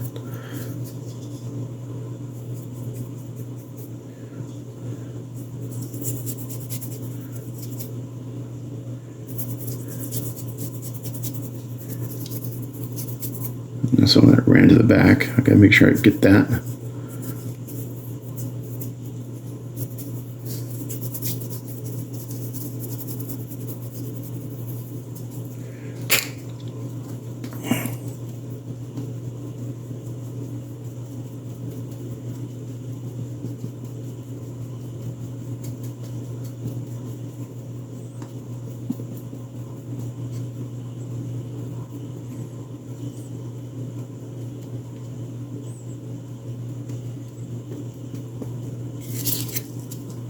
Yeah, okay, I'm gonna get this off before it dries.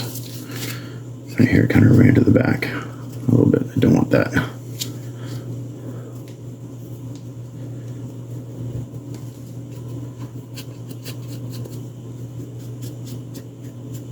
So here I'm just scrubbing a little bit because it kind of ran around the back and I don't want that to dry. I'm gonna try to scrub that and blend it.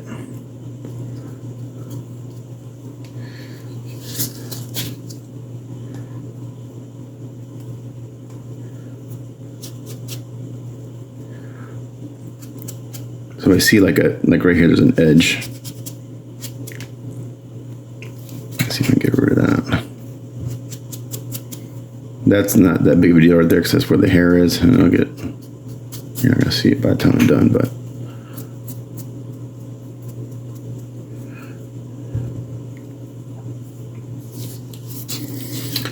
Okay, it's looking pretty good. I got a little bit underneath the armpit here. I gotta get out.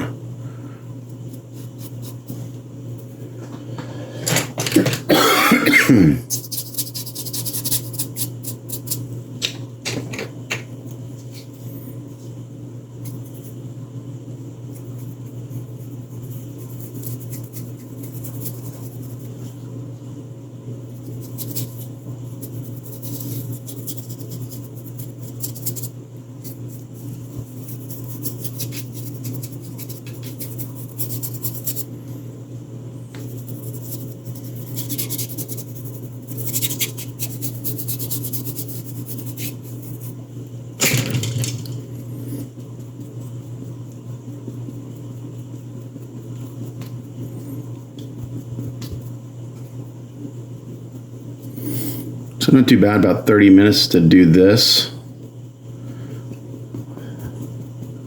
Definitely one of the quicker steps in the whole process because you gotta move fast. So now I am seeing a couple edges here. I gotta go back and try to blend in a little bit better. Right there, I can see one. And sometimes you luck out and the edges just look like veins underneath the skin. So, and by sponging like this, you leave a texture too. You kind of leave a slight texture to the wash. So it just adds to the look of skin.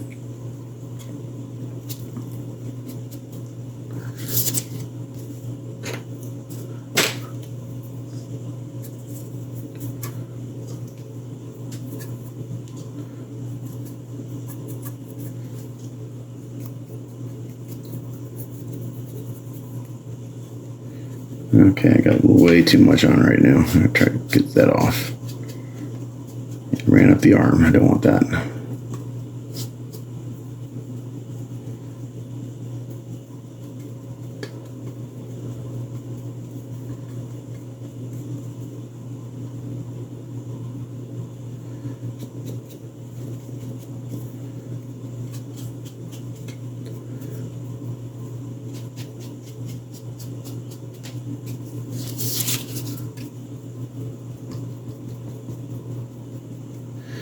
All right, that's pretty much it for the red. Again, I'm just gonna kind of go around here and double check, make sure I don't have any edges or anything that looks weird. Like right here, I see kind of an edge. Just go in there and I can use this sponge and use kind of whatever dampness is on the sponge to blend it in a little bit. I see right here on the bicep.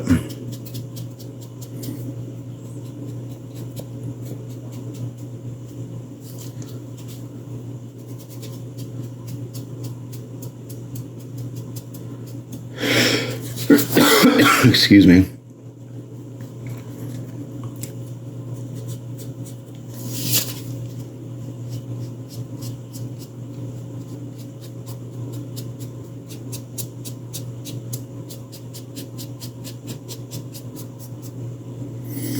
All right, that's looking pretty good.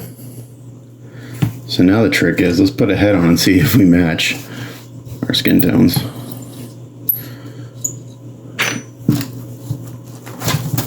We should. It'll be pretty damn close. Yeah, we're looking good. Okay, got a little bit of an edge right here. See on the neckline. Let's see if we get rid of that.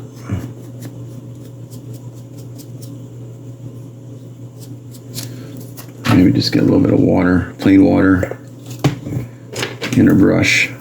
So I got a little bit of an edge right here. I'm not liking. Let's see if I can get rid of that.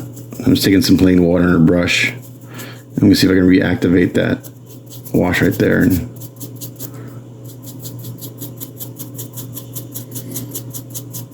you may not be able to see it, but it's just subtle. What happened there?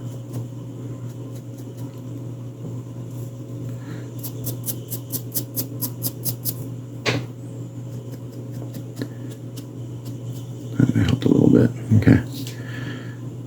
All right.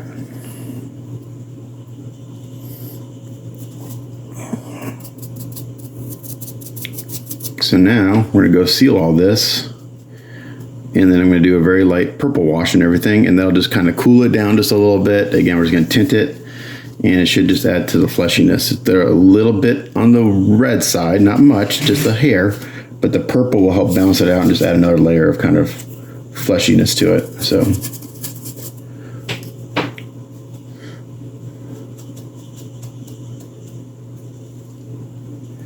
all right, that's looking good. So I'll seal everything and we'll come back. Okay, I went and sealed everything. It's dry for about 5-10 minutes, and now I've got in some purple. This is just grape. It's just a purple. Again, super watery. In my cup here. And we're gonna do the same thing. We'll start off with a hand. Actually, we'll start off with one of these mast heads first. We'll do this guy first. And we're gonna do the same thing. We're gonna put it on and then take it off real quick with the sponge. And I'm gonna see if I've got some other sponges that aren't so, let's see, where'd they go?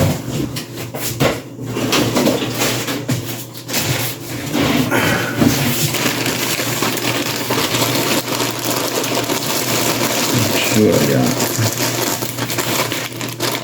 That looks pretty good. Yeah, this looks pretty good. It's about time to buy some more makeup sponges. These are pretty good. Dried up. And put that one to the side. It's a little saturated. These two are good. And this one, okay. So same thing.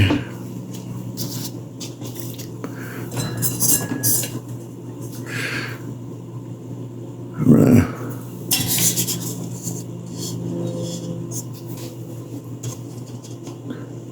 put this on real quick.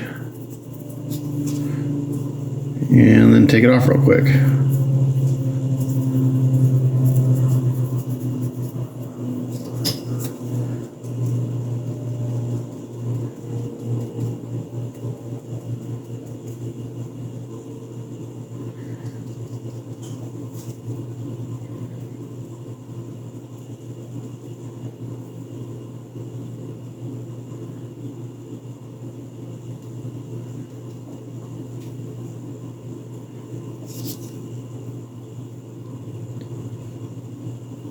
And that's looking pretty good. It's pretty subtle with the purple, but it looks good. And then later what I'll do is I'll actually add a little more, probably purple or brown to the eye sockets, just to darken those shadows a little bit more. I dropped my sponge.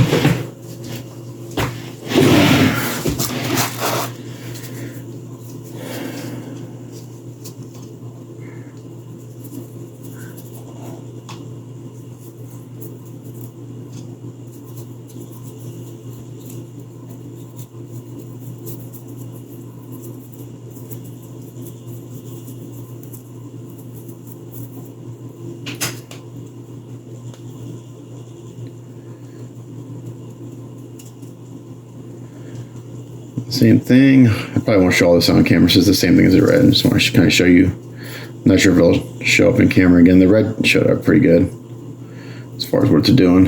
The purple's a little more subtle.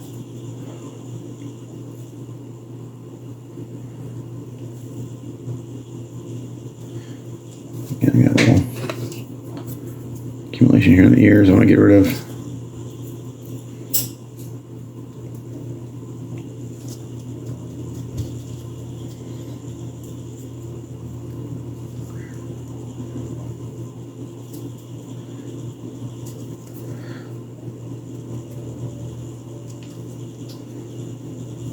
Alright, so we can see a difference between just the red and the red and purple. Yeah, I can see a slight difference. It's very subtle, which is what we want.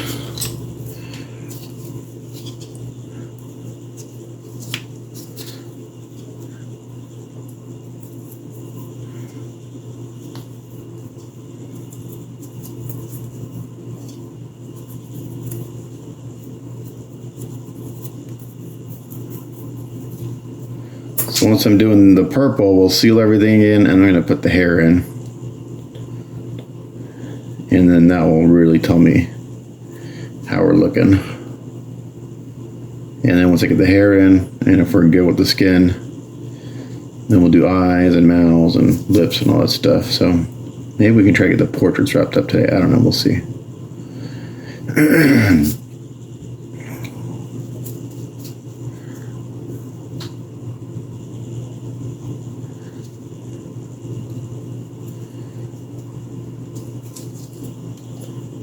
Quite a bit of detail painting to do when it comes to teeth and mouths and things like that.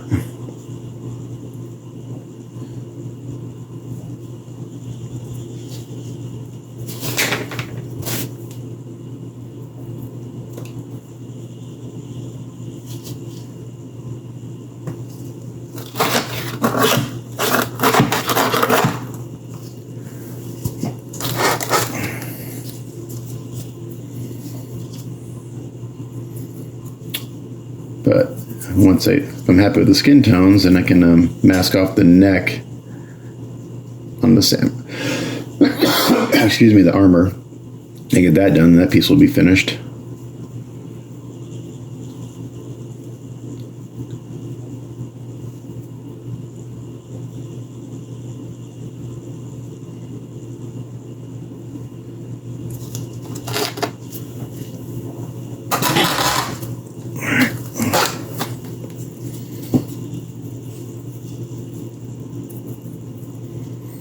This purple is thinner than what I mixed the red, so it's very subtle, but I don't want purple skin.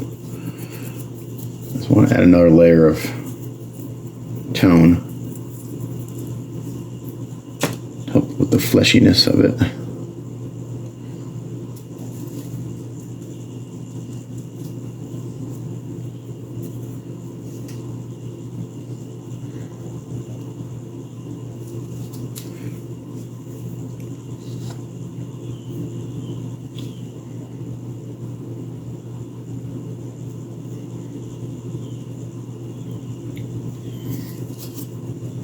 Yeah, I think it's going to be right where I want it, skin tone wise. It's looking really good.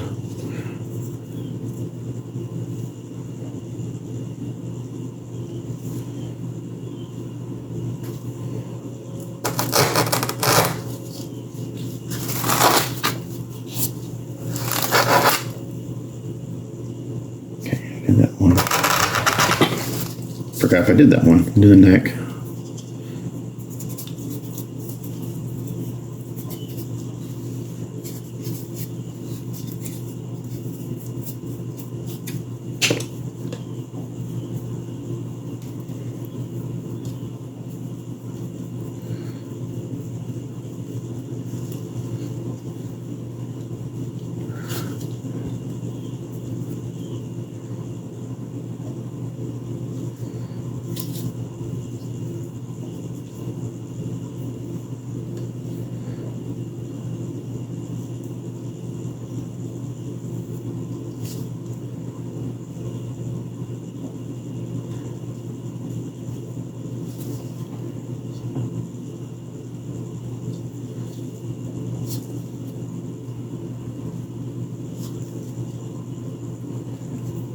And then we'll do the hands, and then...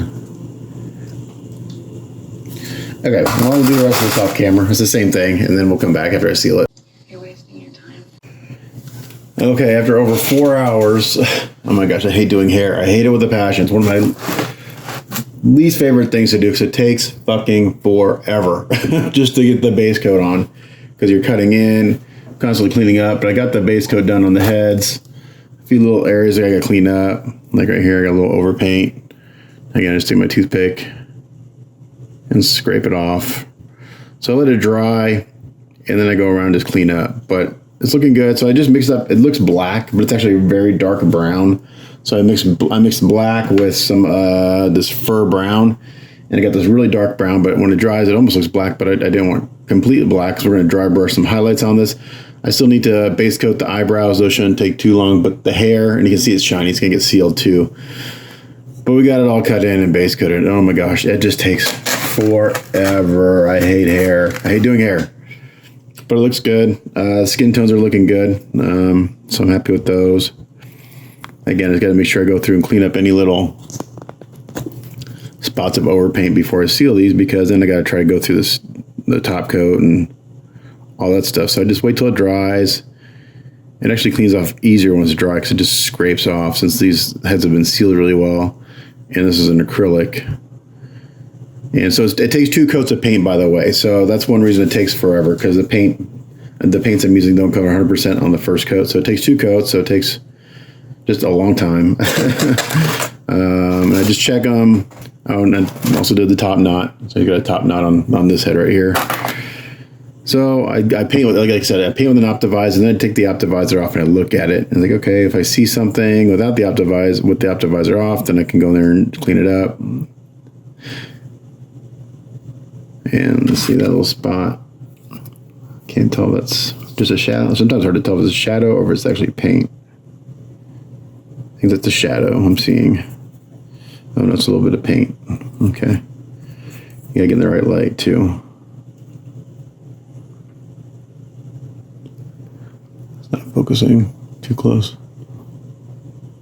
A little overpaint right there.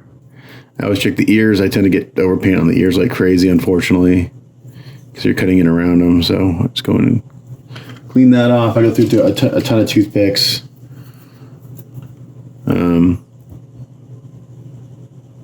Because once they kind of get used once and they got paint on the end of them, and then that just smears the paint. So that's looking good. I got a little overpaint here. Again, it's just going and tidying things up. And if it's not wanting to come off right away, and then I dampen the toothpick a little bit, and it'll soften the paint just a little bit, and it'll come off. It's like this.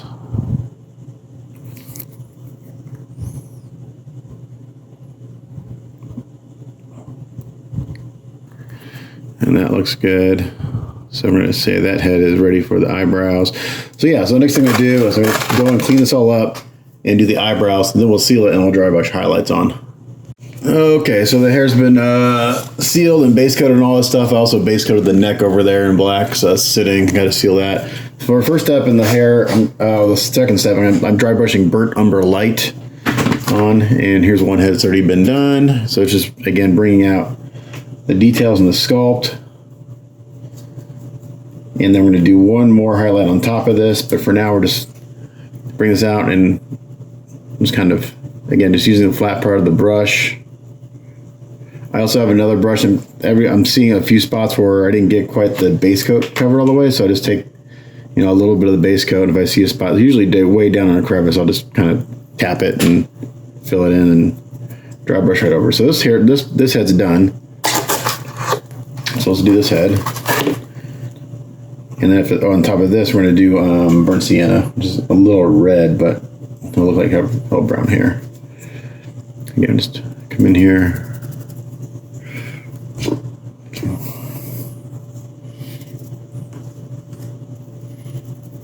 And as I get close to the skin, I'm just real careful that I try not to get it on the skin. If I do, I can wipe it off, but ideally, don't get it on the skin. So again, just use the flat part of the brush, especially around here, these little curly cues.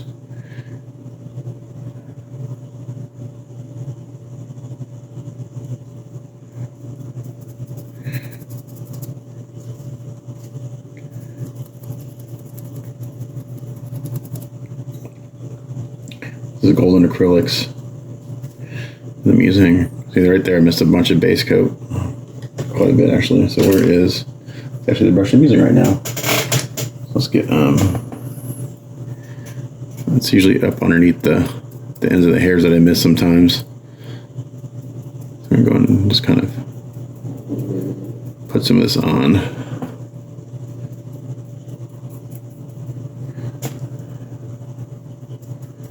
And just dabbing it. And I'm not going to worry about sealing it again. I just want to get something, some paint on there covered.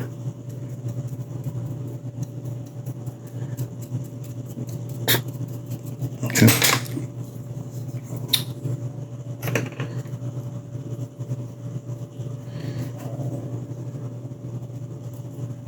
Man, I missed a lot on this head. I was so concerned about the outline and the everything. You can see I got the eyebrows base coated too. Those went pretty quick.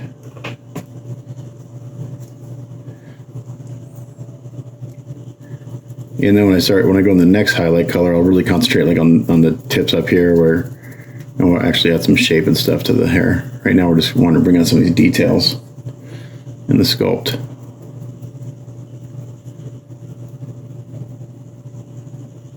Again, as I get close to the skin, I just slow down.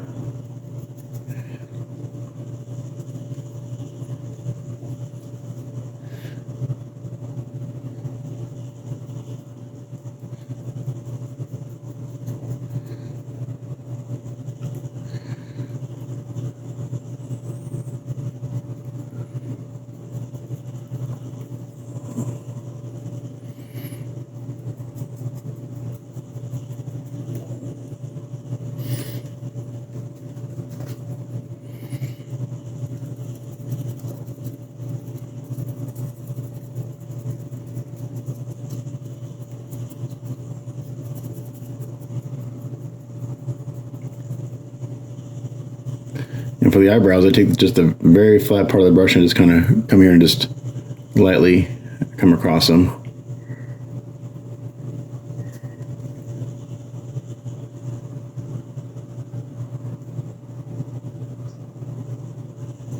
Like that.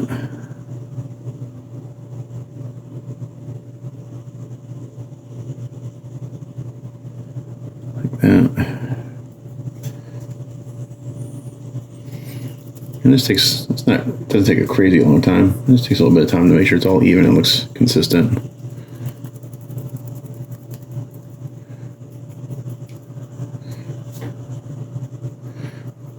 All right, so we're going to continue doing this and we'll come back for the second highlight. Is he still breathing? Okay, well, it's Sunday. I took yesterday off because I wasn't feeling up to working after kind of being sick for a day or so. I'm still not 100%, but we're gonna keep moving. I'm actually gonna switch gears a little bit in this work in progress. So last time I left off, I got basically the skin tones done. I got the hair put in, got the whites of the eyes put in. Still a lot of detail painting. You know, I gotta do more washes, lips, put the eyeballs in, stubble, teeth, all that stuff. So, but what I need to do is I need to replicate these parts because my kit, or the kit that I had that I sold to my client, was missing these parts. So these were sent to me by a friend of mine to mold and cast. And so I need to get these replicated and sent back to him because he was nice enough to let me borrow them. Now these are all the same. There's 2 of each. So I actually only need 1 of each of these. So I'm gonna put these other 2 to the side. And I've never molded or casted anything, and excuse me, I'm gonna be coughing a lot because I still have a pretty good cough. Never molded or cast anything, but just kind of doing some searches on YouTube and stuff. What I'm gonna use is I'm gonna try to use this 2-part molding putty, and basically it's like a 2-part epoxy mixed 1-to-1 ratio. It solidifies and it's like a flexible silicone for the most part. So most videos show how to make just a 1-part mold, which is super simple, which I've done with other things. You just knead it together, you push the part in, let it cure, pull it out, and then you have a moldable, you have a mold you can pour resin into. But I need a 2-part mold. So I found a YouTube channel. I forgot the guy's name. I've used his channel for a few times for some how-tos, and he's actually has a really good channel. But he did it kind of how I would have thought you would do a normal silicone mold, where you clay it up, do one side of the mold, let that dry, pull it apart, do the other side of the mold, and so forth. So that's what I'm going to do, his method. And the first thing I just bought some cheap modeling clay. This is from, both of these are from Hobby Lobby. This stuff was like 20 bucks. You don't get that much in here. I'm hoping this should be enough for what I got to do. This is like, I just bought the cheap stuff, $3. The stuff that you want, the stuff that doesn't dry out, because you need to be able to work with it. And so obviously these will go together, like, you know, like so, and the blade goes in there. So like that, and then this will slide on, maybe like so. And I'll probably, when I get done when I make my parts, the only part that won't get replicated is the insert. I'll have to drill that out with the Dremel. I'm not pouring silicone. I'm not doing that. So, and yeah. So anyway, this is my semi-sick mind rambling. So the first thing I'm going to do is I'm going to pull out some of this clay, and I'm going to just mix up a couple colors. I didn't want to use gray because I wanted to be able to see the clay. I wanted to see the part against the clay easier. So I'm just going to use some of this. I'm just going to mix this up. That's one piece. So we're just completely shifting gears in this work in progress. So bear with me. So this is the type of clay that doesn't ever solidify. I'm just going to work it a little bit, and then I'm going to get a rolling pin up.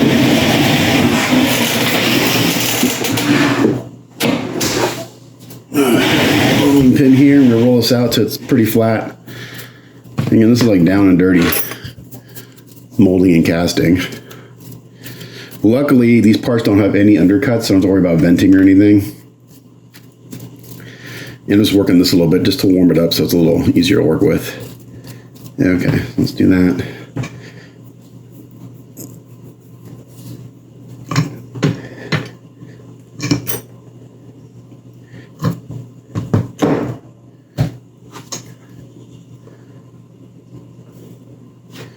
And there we go. It's the perfect size for that. I'm going to come down.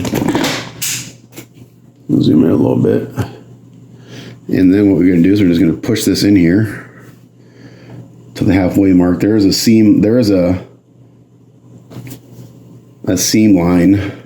You can see from when they molded this piece where the seam is. So I'm just going to push it down to that point. Right there. Now, this clay is kind of pushed apart around the edges a little bit, so then you take your sculpting tool, you go back and you work that seam.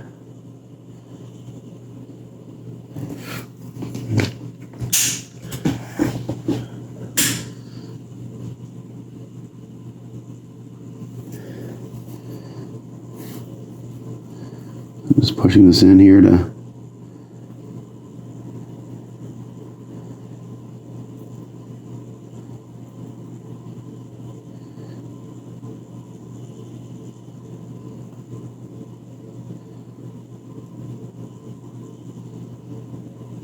tidy this up.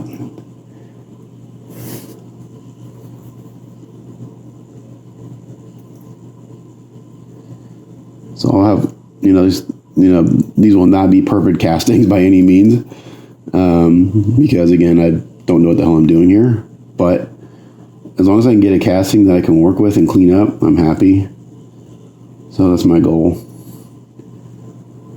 And to be honest, sounds maybe a little shitty. When these are in the hands, you don't see a whole lot of this piece. So but anyway, it needs to be as nice as possible, since these pieces should have come with the kit. They just were missing.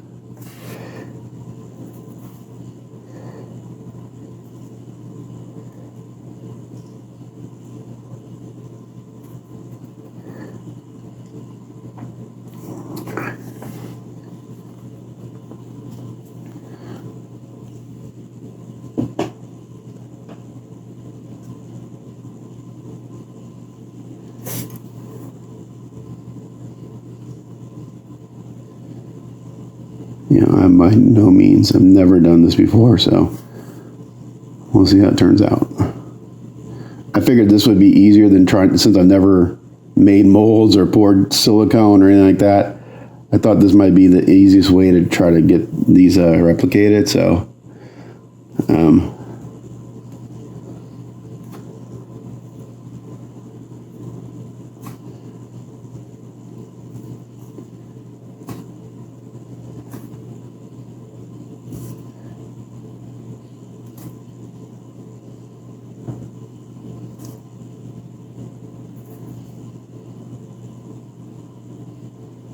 okay, there's that side. It's pretty good. I'm going to come in here and work this side.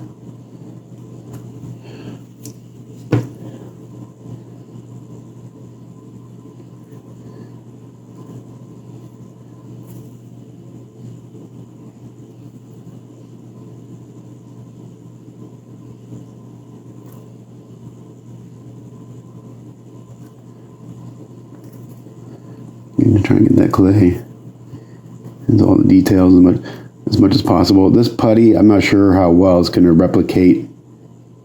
It should replicate these details pretty good. I'll push some more of this up. This clay is maybe a little soft. I don't know. I thought it was going to be too hard, but now I'm thinking that maybe it's a little soft.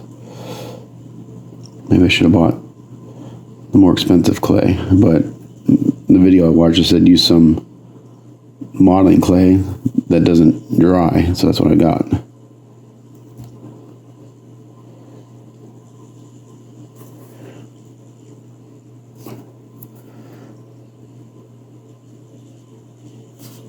And I have resin. I've got 2-part resin, casting resin that I've used for 3D prints and stuff, so that's what I'm going to use to pour these. And it's not going to take much of that to do.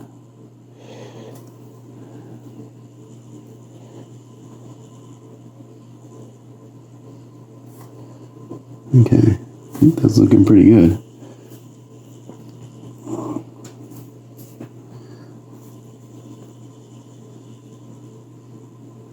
Again, I will have cleanup on the seam line, but if I can get this as neat as possible, I'll just reduce the amount of cleanup. I've seen you guys make just some of the most amazing molds, like they cast their parts and there's no cleanup. Now I'm going to take my tool and I'm going to put some holes for registration marks. I'm going to have to go back and work this a little bit because it's moving the clay.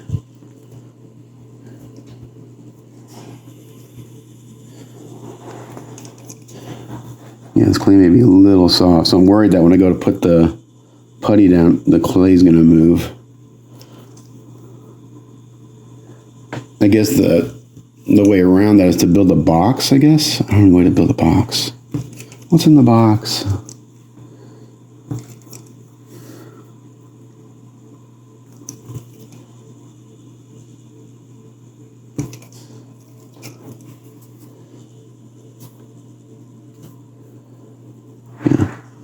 So my goal is to get a part that is close enough and good enough for me to clean up and use. So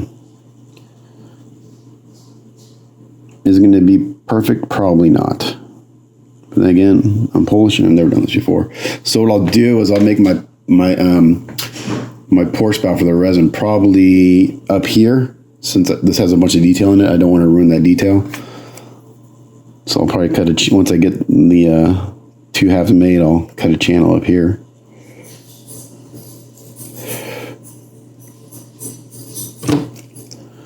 Now, that's looking pretty good,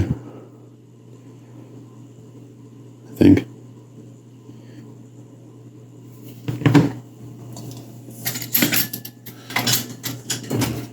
Some better light. All right, so this stuff, you mix in equal amounts, and you've got about, I don't know, about 5 minutes of work time. I don't know how much of this I'm going to need. So I'm going to kind of guesstimate.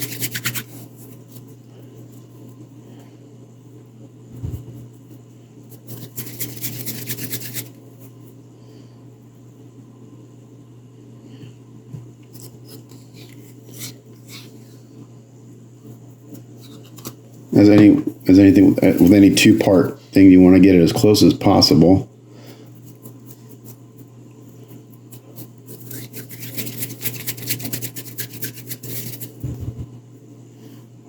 A little too much yellow. I'm going to pull a little bit of that out. This stuff is kind of greasy. Okay, that's pretty close. Okay, so now we're going to knead this together.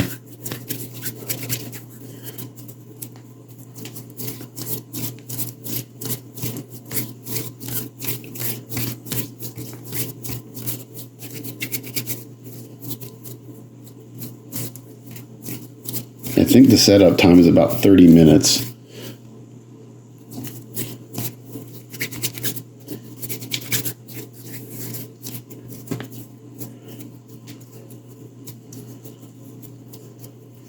That was actually pretty soft, so I'm thinking this is gonna... And I think like any other two-part anything, the more you mix up, the faster it's gonna kick off. So the more you work it, the faster it's gonna kick off.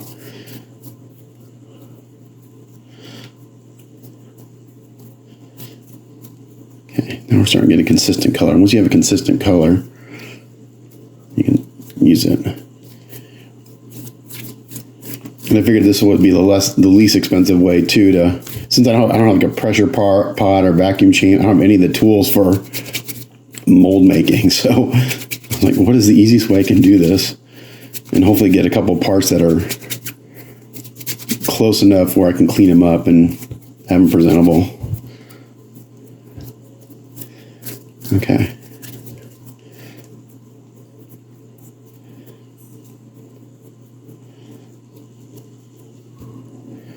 I'm going to push this down in here.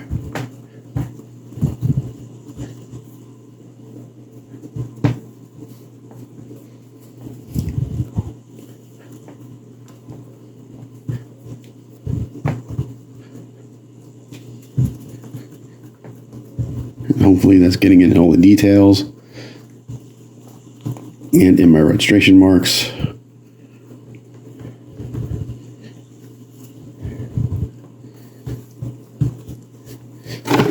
Maybe I should read the instructions. Excuse me.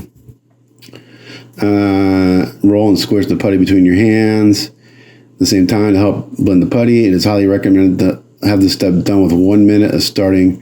Roll the putty into a ball, eliminate the creases in the mix. Putty. Start from the highest point of your original roll ball. Okay, so.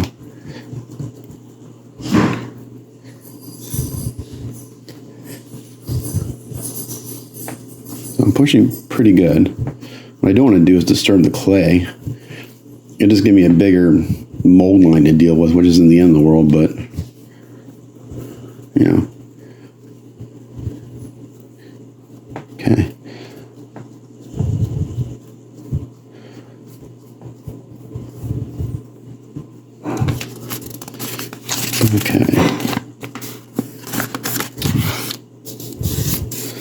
Okay, let the part sit until the putty is cured to a soft, flexible rubber that will maintain its shape. If the putty is still soft like dough and does not maintain its shape, do not remove it from your original. Temperature and thickness of the putty will play a role. And how fast it hards. The warmer it is, the faster it will harden. So about 15-20 minutes. All right, so this should be the first half of this.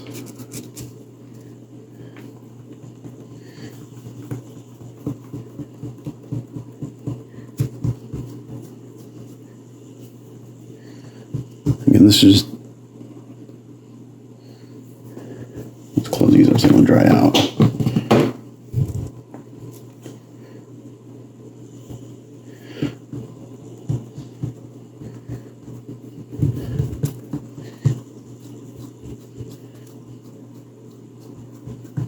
I'm constantly kind of pushing it towards the part, like in this way, outside in, to kind of make sure that that gets around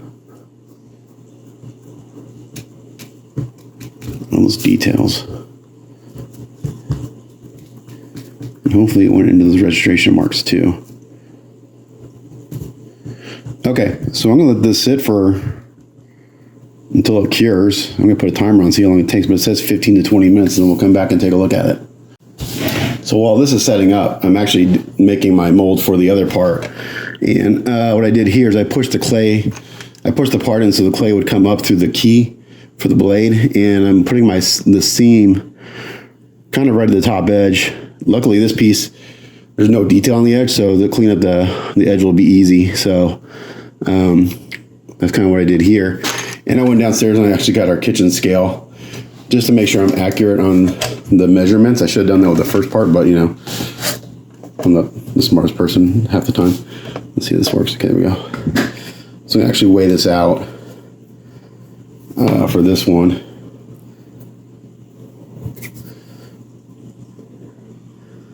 Nine grams. Let's just make it an even 10. So 10 grams. Should be more than enough for that.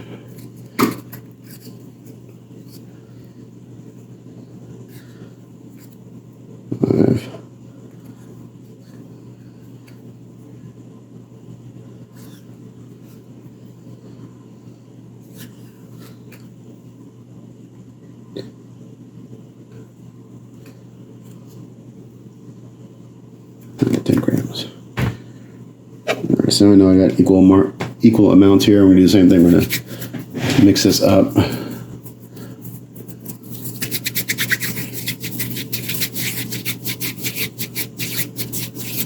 It seems to take a while for it to start incorporating, which is kind of weird. Like you really have to work it to start blending. It says you should do this for about a minute, this part.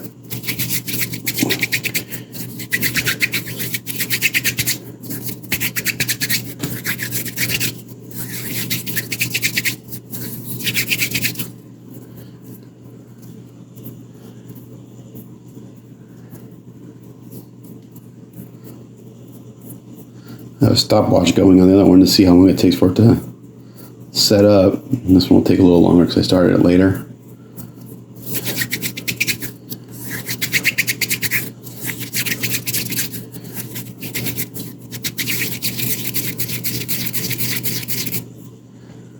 Okay, so there we go.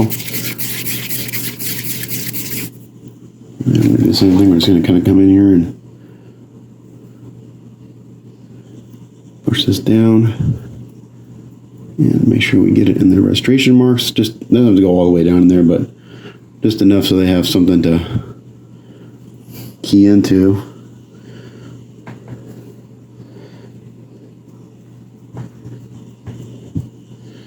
And same thing there. I'm just gonna push this down, make sure it's worked into the details, and then we'll come back and see what they look. Hopefully they're hard and we'll come back.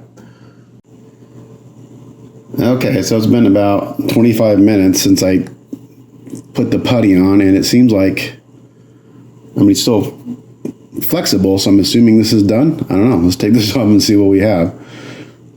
So we'll take the clay off and hopefully just leave the part in there. Okay, so I'll have some cleanup to do, but so I got a little spot right there where the clay got pushed away from it, so I'll just clean that up. But I think the rest of it looks okay. Yeah. And then what I'm going to do is we need to put some mold release on the silicone, because if you just put this on top of it, it'll stick together and you'll never get it apart. So for that, I'm just going to use some Vaseline. And I'm just going to get a, let's see if I get a cheap brush. I can throw away. Yeah, I'll just use a brush. And we're gonna brush Vaseline, and if it gets on the part a little bit, it's no big deal. You just want to get it. Make sure you cover the putty. So we'll see what we come up with. Hopefully,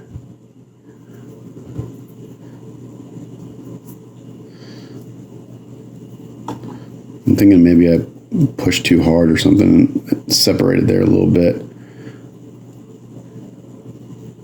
So now what I did see in another, what I could do, because this happened on another video, so what I can do is I can take a little bit of the 2-part putty again, and I already put Vaseline on there, so let me do this. Let me try something. Let's see if I can fill that little spot in. So I'm gonna clean out the Vaseline in this spot right here.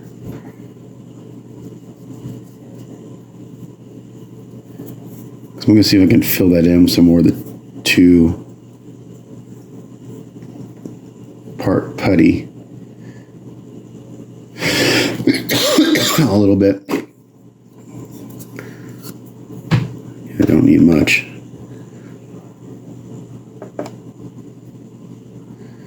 So I'm going to make this a little ball here.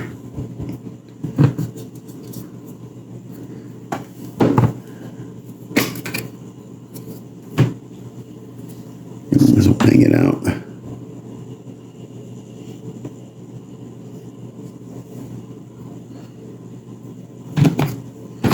And I'm going to put that in there to fill that space. And then this should stick to the next part that I put down. We'll see.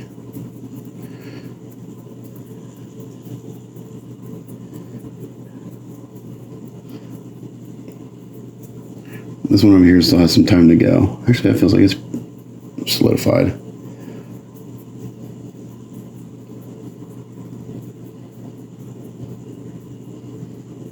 So you can see here on the clay, everything actually turned out pretty good, but that's where it separated a little bit. So this should all take the detail. When I pour resin, you can see that side should take the detail nicely.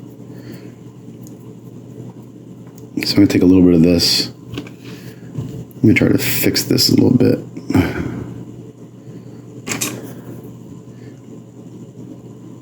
I don't want resin to run underneath there. That's why I want to try to do this. So this will stick to the areas that don't have the Vaseline on, and it'll stick to the next part that I put down. At least that's my theory. We'll see if it works. Okay. So now we continue to put Vaseline on every other area except for that one little spot. And I can see it where it's going down.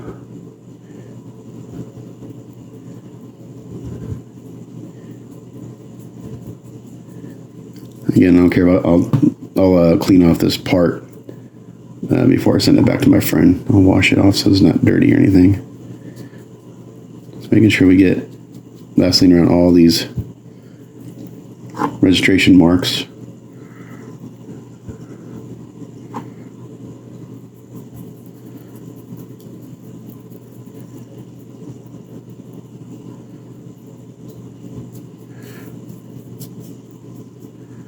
Okay, it's looking pretty good. This might be ready to take off. Let's see. Yeah, it feels like it's. If that's the case, I can do it at the same time. This one turned out much better. Okay, the same thing. I'm gonna take some Vaseline and get it all over the putty. Again, I don't care if I get on the part. I just want to make sure that the silicone putty doesn't stick together. Now I got a little too much Vaseline there on the part, and I don't want to fill in the details. So I'm going to wipe that off a little bit. And this brush, I can actually reuse. I'll just clean it with some lacquer thinner, and I'll clean it out. All right. I'm going to put a little bit around these edges too, in case the putty goes around the edges, just to make sure we don't stick together. Same thing on this guy. Now, what I can do is I don't need to have this putty go all the way around to the edge. I can just have the putty just go right to here. Okay. Excuse me. Okay. Again, we're going to weigh out some putty here.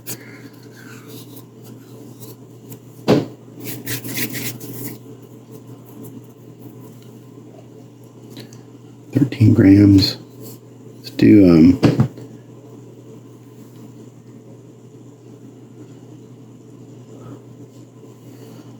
I'll kind of measure out 20 and 20. I'll give you 40 grams, and that should be enough for both of these, I think. There we go, that's 20.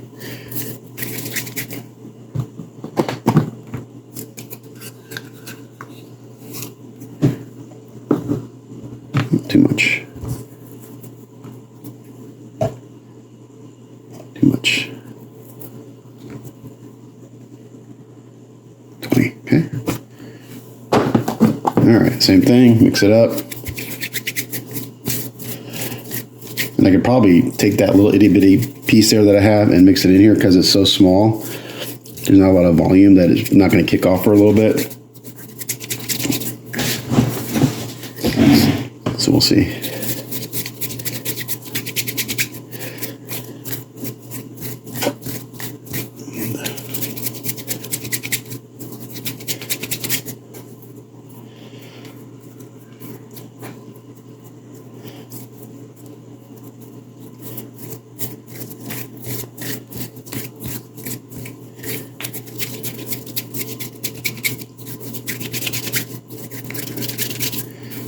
This may just be enough to do the handle. I think this will do. Instead of trying to, I'd rather have a little too much and have it thicker than not enough. So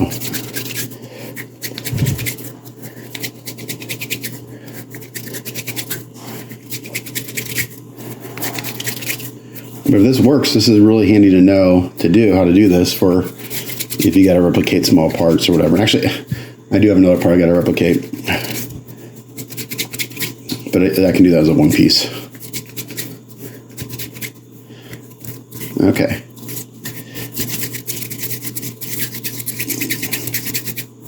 There we go.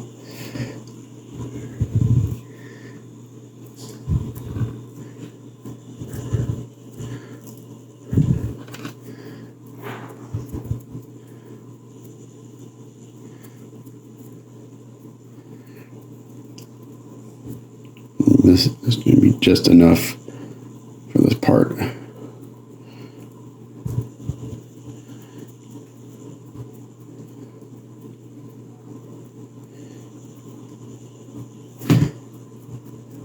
Okay.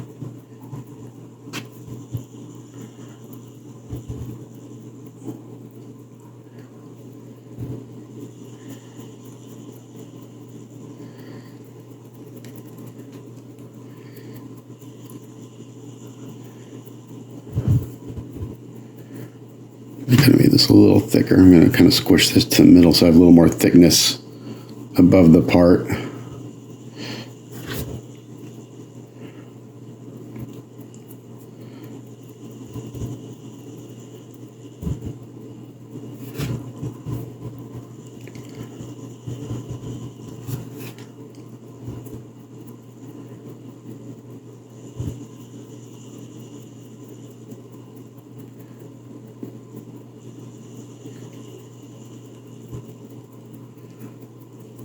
So my goal today on Sunday is to get these parts cast and replicated.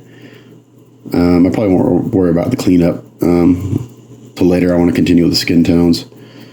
Again, depends kind of how I feel today. I'd like to probably try to get the eyes in.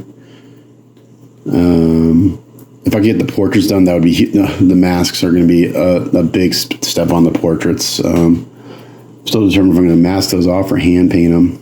Depends on I need to find out which direction my client wants to go on those. I'm not sure exactly what we're going to do. Okay, so this looks pretty good. All right, again, we'll let that sit for a little while. I'm going to mix up enough to do this other part here.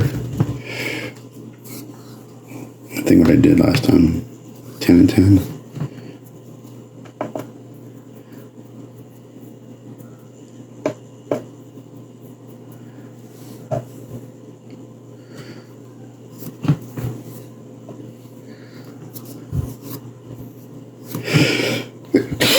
Excuse me.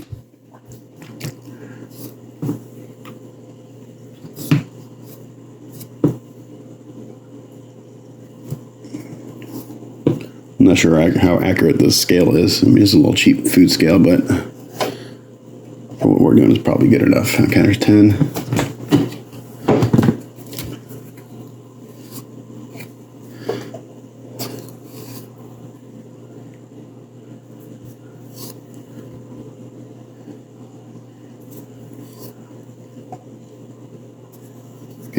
All right. So this all works. I've used probably about half of this putty. So $10 worth of mold in the clay. $10 is, $15 to make the mold. It's not too bad. And then the resin, I bought a gallon kit a while ago. Where did I put it? I've got to find it. It won't take much resin to make these. So yeah, hopefully we'll pour some resin in these and everything turns out. Same thing, we're gonna mix this up. So once these are solidified, I'll take them apart and then cut a channel to pour the resin into. We'll do that with an X-Acto blade.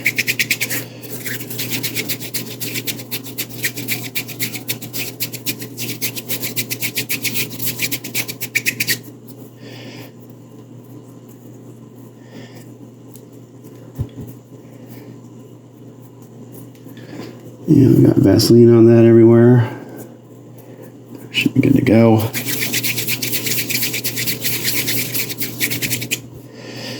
Alright, same thing here.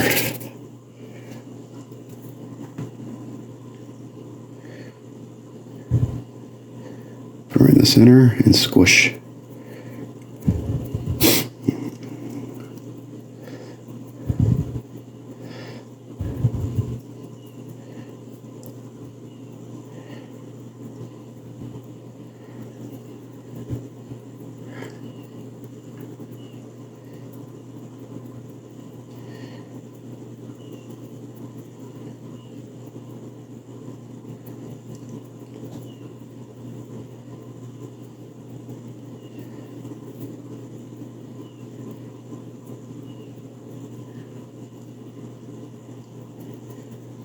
Okay. All right, we'll come back in about 25 minutes and take them apart. So we got. Okay, so it's been about close to 25 minutes. Let's see if these are solidified, and hopefully they come apart. So yeah, it feels pretty good. Let's see if this comes apart. It should.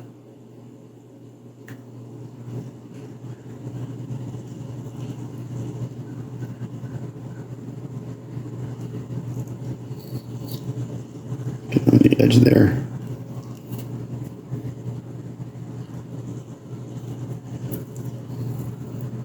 Okay. Hopefully got enough Vaseline on everything for it to come apart. Okay, the part came out. All right, and there we go. So 2-part mold. I got that little spot where I filled in there. I'll have a little extra cleanup to do, but it fits together nicely. Let's check out this one.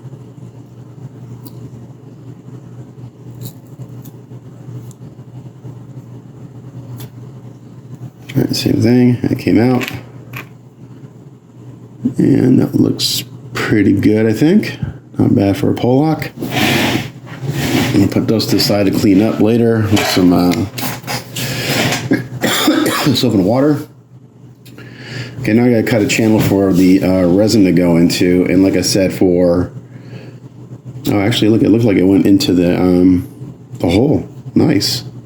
Where the blade's gotta go. Okay, well, that's where I was gonna put my spout. I think I'm still gonna do that though.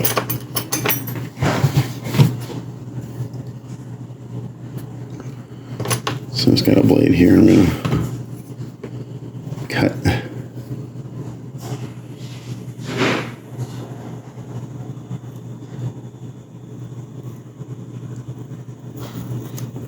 And place to pour the resin.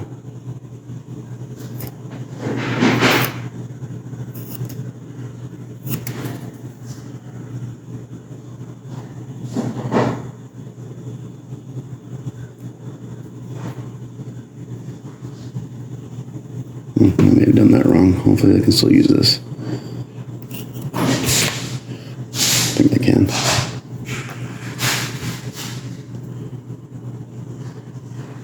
Actually might work out perfectly. So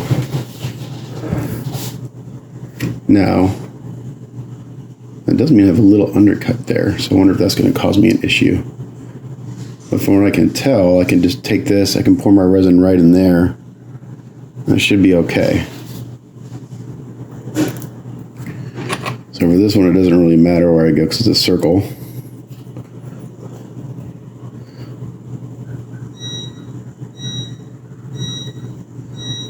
I guess spout shape.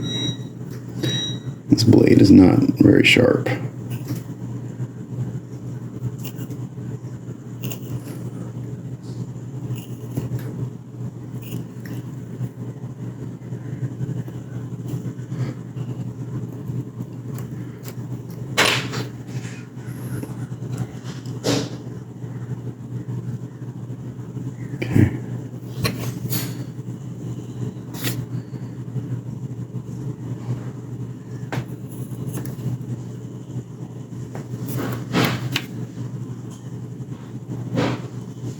Again, people of mold and cast are probably watching me like, this guy's an idiot, doesn't know what the hell I'm doing. I don't know what I'm doing. I've never done this before. I'll probably end up getting resin everywhere. That's okay.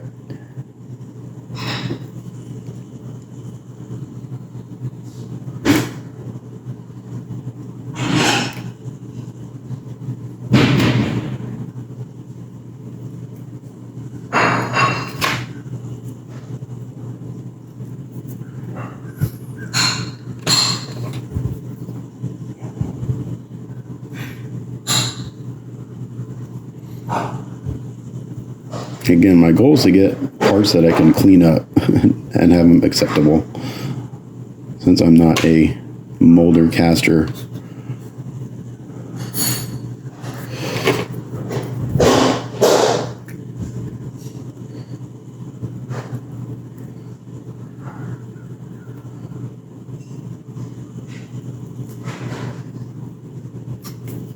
I need a little bigger hole in that.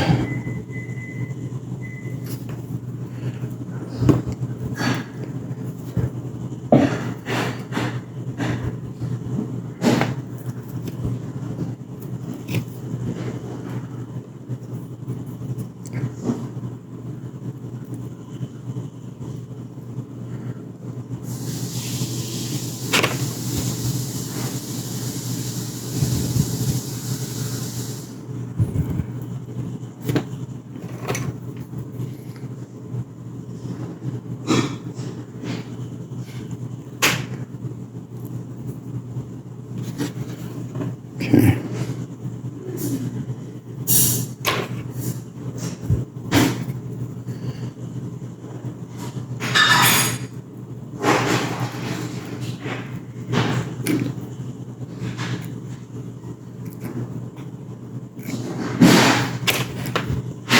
Alright, I should be able to get resin in there, I think.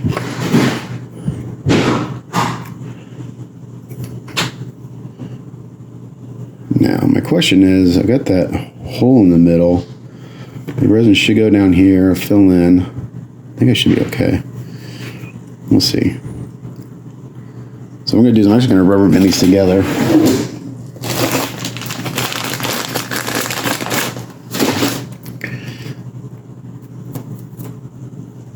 Not real tight. Just a little bit so they don't want to come apart.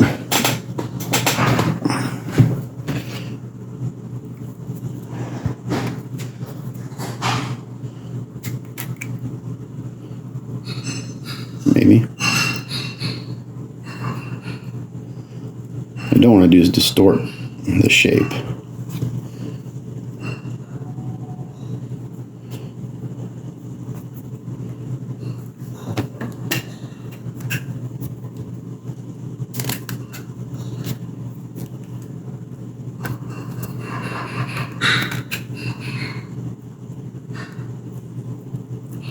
I don't want resin running everywhere. That's kind of my main purpose, but it seems like it wants to, when I rubber band it, wants to come apart. So I'm wondering if I can just hold it together and pour resin in. Let's see. This could get really messy. Let's get some paper towels down.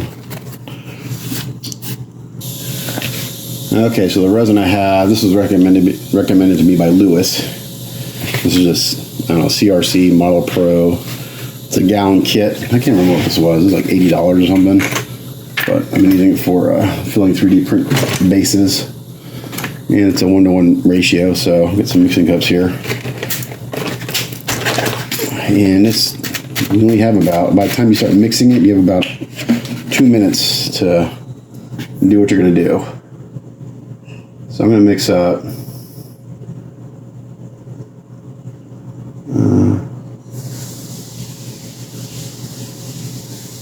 I know it's going to be way more than I need. Yeah, so I'm going to just do this little part first. So I'm going to mix up 5 and 5.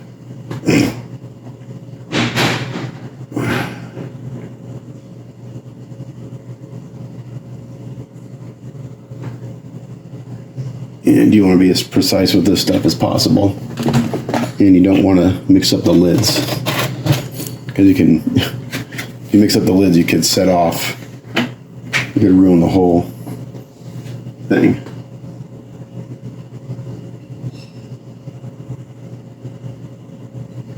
So there's 10 and 10, or 5 and 5. And let's see, I need a stick. Of course, I'm not ready. Here we go.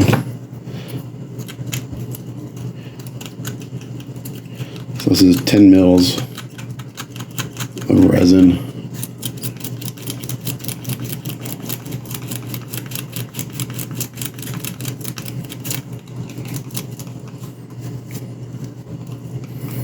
I'm going to do a little part first. And I'm going to mix it for 30 seconds or so.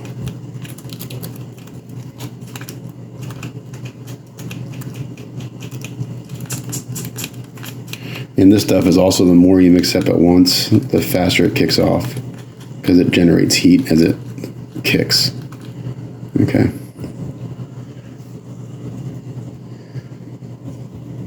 I can feel it warming up.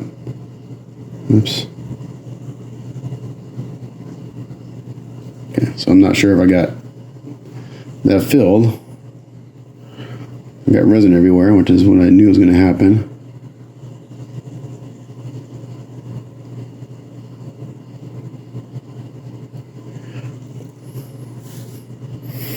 All over my hands. I should have probably worn gloves, but I didn't because I'm not very smart.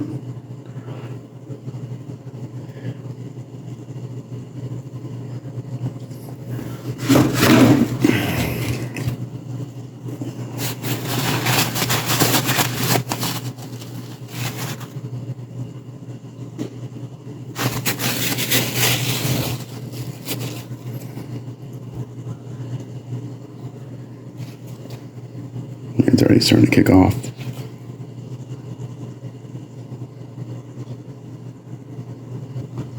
Okay, well, I'm just gonna let this go and see what happens. You can see that it turned white. I don't think I got enough resin in the mold. I think it came out.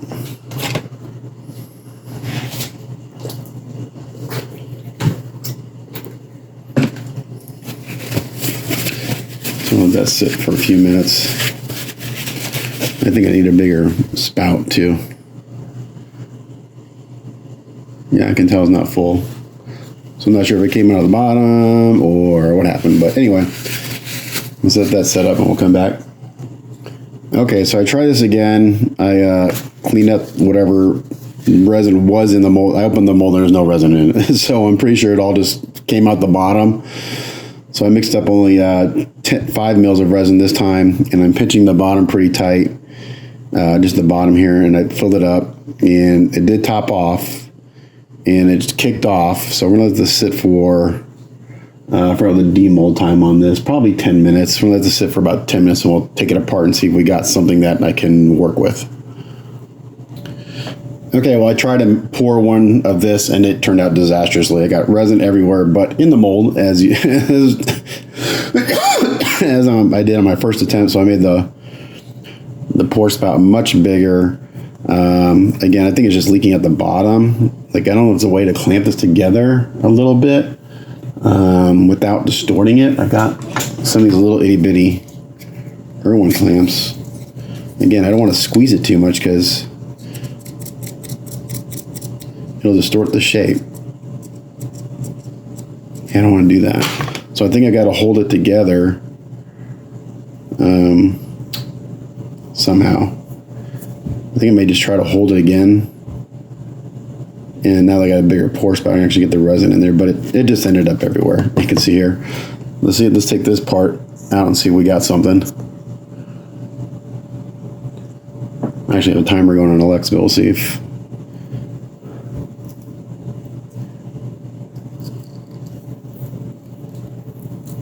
Let's see, we got what? We actually might have something I can use. Alexa, cancel timer. So that was 10 minutes. And I think I can actually use this part. Holy crap.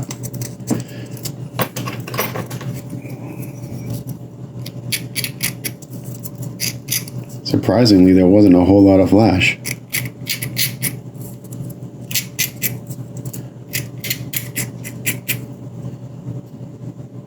So I got to cut out this little spot here where the blade goes, and I got to clean up this.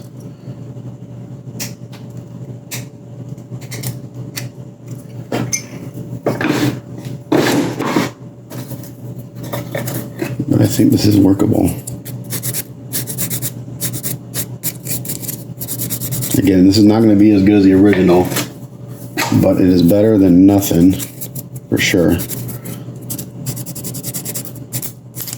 Oops, I have a bubble, 2 bubbles. Okay, so I'm going to pour a couple more of these. So I had a couple of bubbles there that popped when I went to go sand. So anyway, I know I can get usable parts out of that one once I figure out just the pouring stuff. So I'm just going to make a bunch of them, and then we'll use the ones that turn out the best. And then this will... Yeah, it actually fits in there pretty good. Okay, so I'm going to continue working on this and stuff off camera because this is going to be a huge learning process for me. But now I know I can get usable parts at least that will get the job done. I think they'll get the job done. So I'm going to continue working on this and we'll come back when I have some parts. So I also wanted to mention that if this doesn't work, the guy that was showing his video on how to do this, he wasn't pouring resin. He was using a 2-part epoxy like Aves and stuff. So if I work at this for a while, I'm like, you know what, this is not working for me just because I don't know what the hell I'm doing. Then I can mix up some Aves and I can fill each side of the mold with Aves, put them together, let them sit for a few hours, and then pull them apart. And it just take longer because the resin cures in 10 minutes. Aves takes 24 hours to cure completely. But since I'm a complete noob at this, that may be the way to go. So we're gonna try this again with pouring resin. And if that doesn't work, I'm just gonna go to the Aves route, and it'll just take me longer to make the parts. You know, it can sit while I work on other things. So I gotta go in here and get all the resin that didn't end up in this mold out before I go to try to pour it again without hopefully screwing up the mold too much, but it just kind of did right there. So that's another thing I can do. Okay, well, I decided that I'm just going to do the Aves route because I'm sitting here trying to do this and it is not working out for me.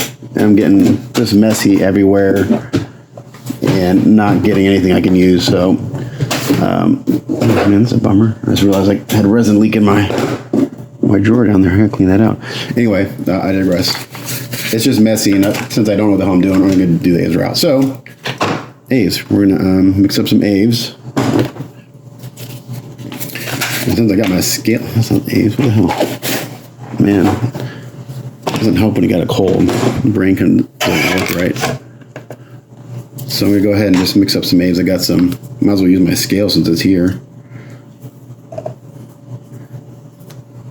I'm almost out of Aves because that's Spider-Man.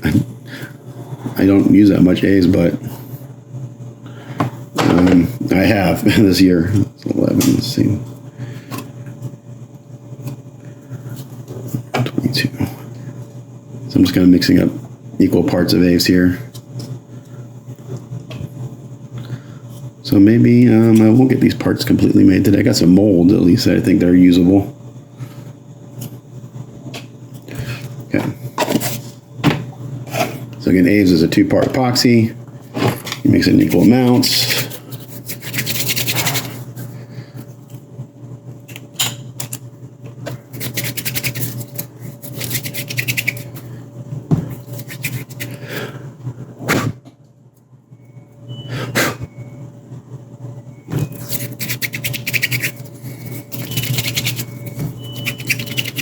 So if you want to see how not to make mold and pour resin, this is the video for you.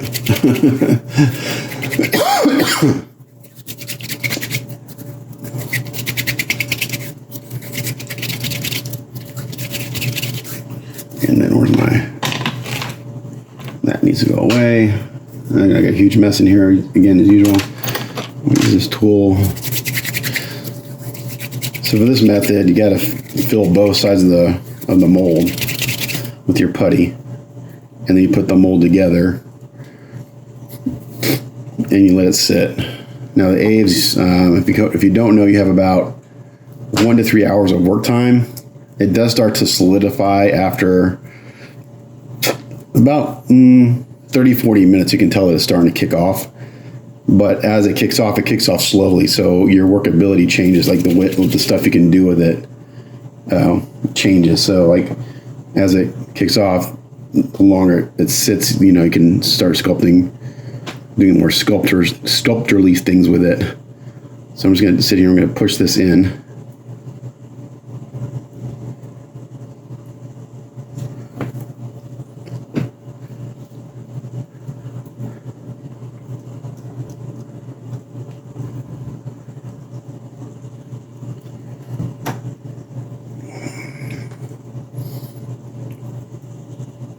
So this is what the video I was watching yesterday, this is what the guy did. He used 2-part epoxy and did this.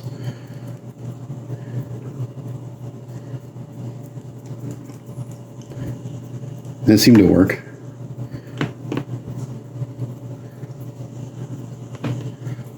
Probably have to mix up more A's for this part. This isn't going to be enough.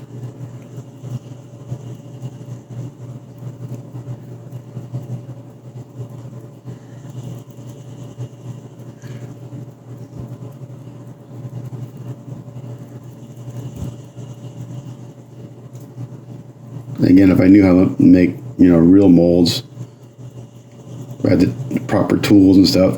The thing is, I was trying to find an inexpensive way of doing this because I didn't want to go out and invest hundreds of dollars in supplies to make 4 little parts. So, I'm trying to find the least expensive way to get what I need.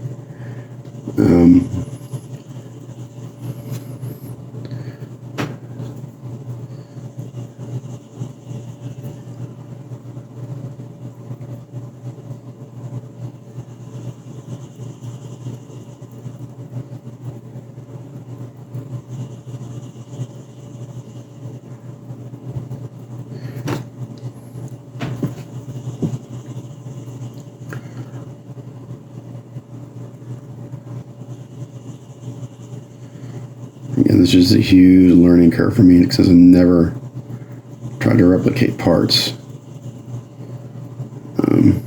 before. Okay. So that's pretty good, I think. Like you want just enough in there to fill it. You don't want to overfill it, because that just means you have a bigger seam line to deal with.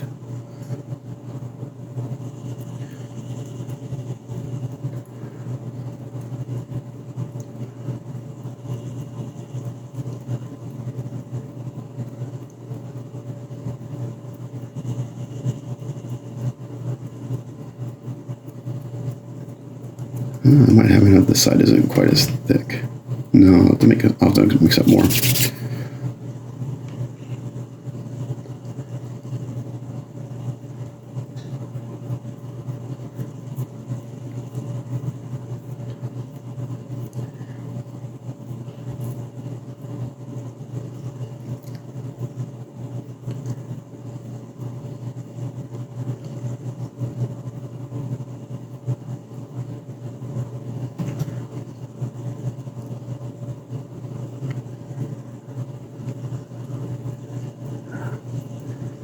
This side is pretty shallow. That's why I'm having problems. I didn't realize how shallow it was.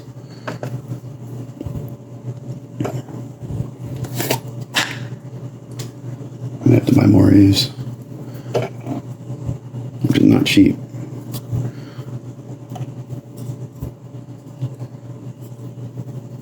Oh, I've got some right here. What the hell am I doing?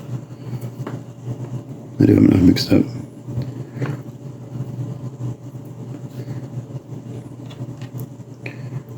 Okay.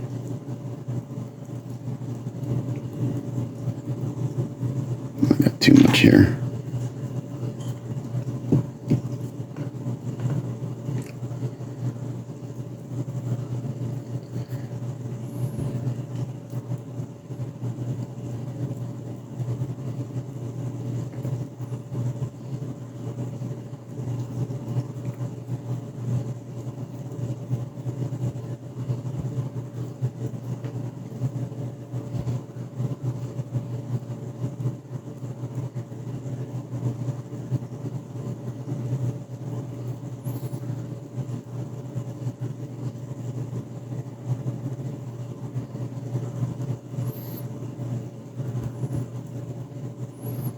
Okay, that's looking pretty good, I think.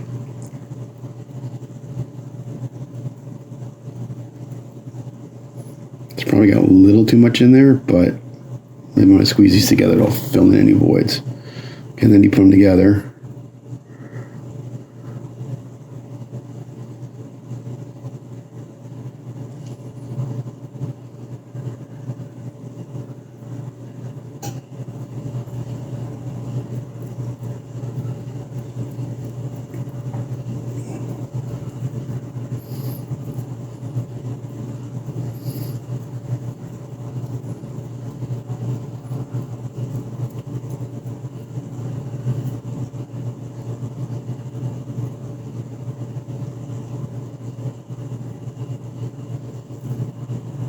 Okay, looks like it's working. I kind of pulled it apart a little bit to see.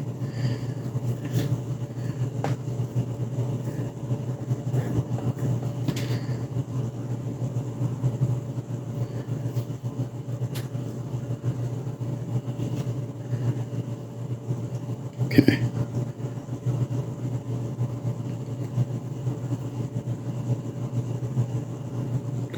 Okay, I'm going to let this sit for a few hours, and hopefully I can demold it. It won't be 100% cured, but it should be to the point where I can take it out and do some initial cleanup on it while the Aves is still soft. So that's what this guy did. I think it's called Constant Creator or something. The guy's videos are really good. He's got this kind of interesting voice. It's like really silky, smooth voice. I'm not sure if it's his real voice or not, but it's he talks kind of like this, real soft and silky. But he's got a great channel, a lot of great tips and stuff. So I'll see if I'll find the link to the video that he was showing me, you know, where I'm using the video I used to do this. I'll put it down in the description. But check out his channel if you're into this kind of stuff. Okay. I'm gonna let that sit, and since I got this mixed up, I'm gonna do the same thing on this one, on this little guy.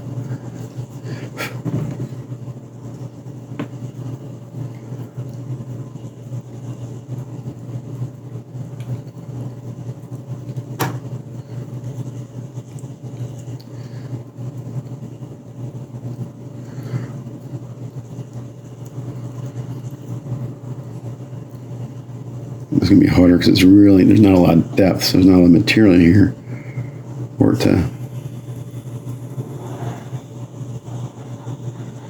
if that makes sense. I'm gonna use my little tool here. It's sticking to my fingers, that's my problem. I'm thinking if I don't use my hands, I use this silicone tool. A little better luck.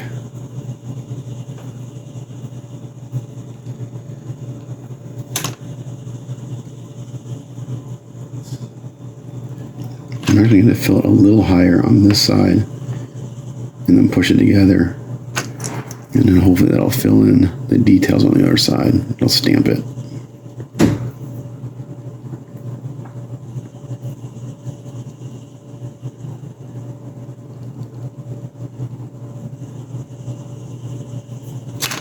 Alright, let's put these together. Now this one I should be able to take it apart and see what stamped it. Yeah, so there you go, see it stamped it.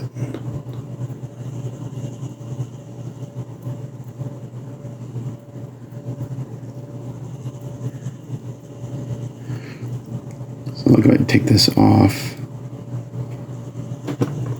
Looks like the details are there pretty good.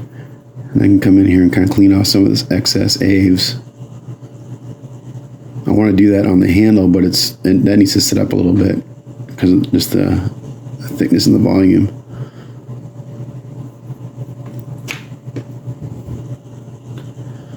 Okay.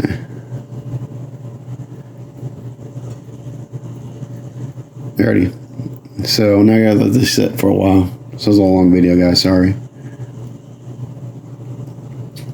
And then I'll just drill a hole for the blade there later. But again, I'm just trying to get some parts that are usable that I can clean up and they'll look decent once it's all together. These aren't going to be perfect by any means, but I'm going to do my best. So I'm going to clean up from this a little bit and then we'll start painting again. Okay, so I'm going to insert this into the work in progress I just said was done because I started to work on my castings that I made of this part earlier and they're really shitty. I mean, they're not even to the point where I want to put any more effort into trying to paint these. They're just, for one thing, they're too thick. So like, what is it? So hold on one second. I'm not prepared as usual. Okay, so the original part, you're able to put the sword in through the top of the hand, no problem. My part, it doesn't fit. I had too much, obviously too much aves in my mold when I did it. So I'm going to try to do a 2-part silicone mold. And for that, I just went to Hobby Lobby. I got amazing mold maker. I watched some YouTube videos on it. Apparently this is pretty good stuff. It's expensive. It's $27 just for this little bit of silicone. And as far as mold release goes, what they had was this stuff, Casting Craft Mold Release Conditioner. Hopefully that works. I don't know. Again, this is completely new to me. So what I did is I did the same thing before. I just kind of used some clay, surrounded my part, and I'm just using cardboard. This is just as a cut up U.S. postal box, and I just kind of cut it to shape, fit that in there.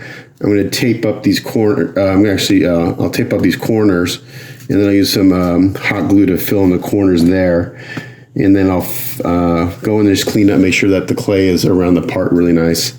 And then we'll try to make these better parts. I'm also going to put in a stick right here for a pour spout.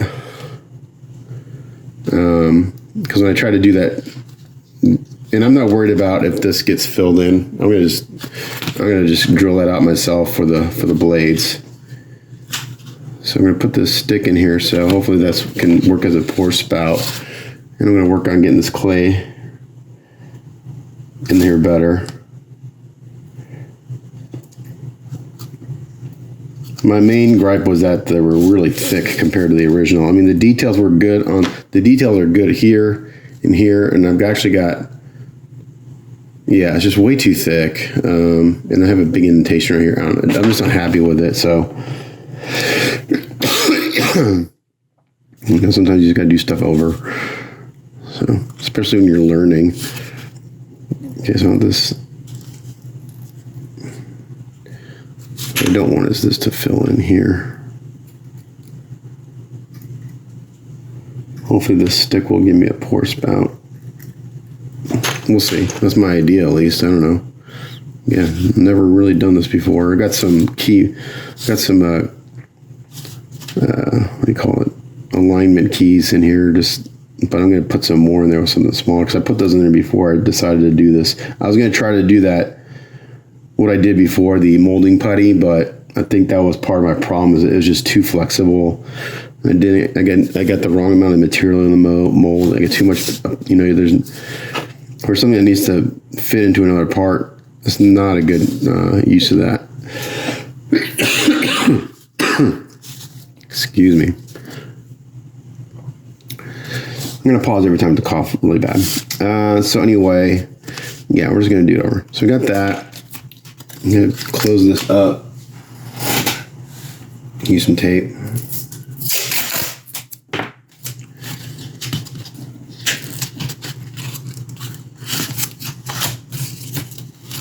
And I need to get these parts back to my friend. He was nice enough to let me borrow them, so I've had them for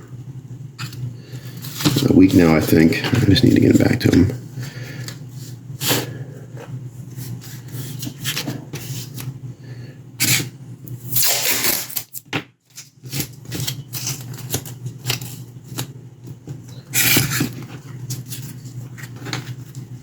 I'm just using cardboard because I saw a couple other videos on just for quickies. Cardboard works fine as long as you use Vaseline. Actually, I got the mold release, so that should be fine. I'll probably use some Vaseline also, since this is a porous material.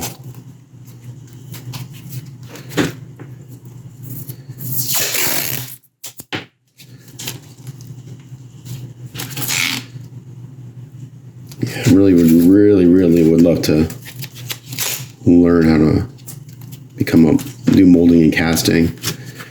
Because one thing that I love enjoying is seeing a really clean casting of something. Because I know it's an art form. It's its own art form. I'm gonna take this excess clay I have. I'm just gonna fill in these corners a little bit.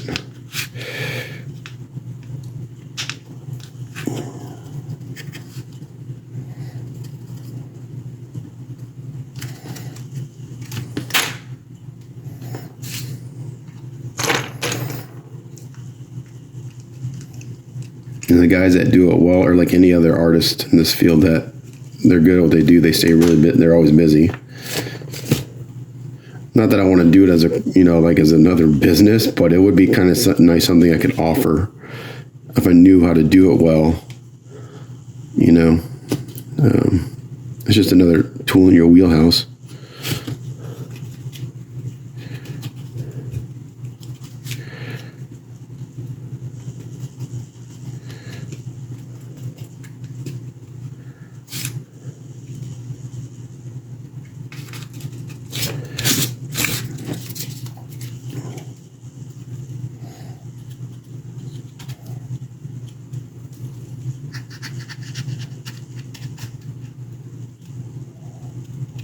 Okay.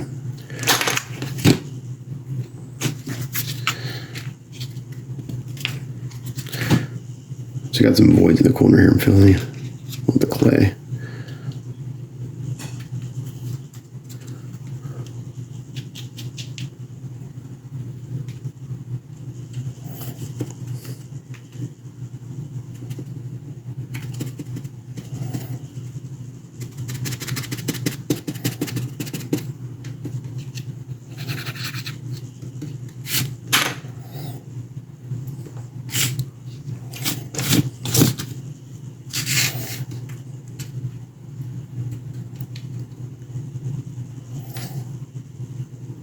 So my goal was to get these parts painted today, and then the figure part is done.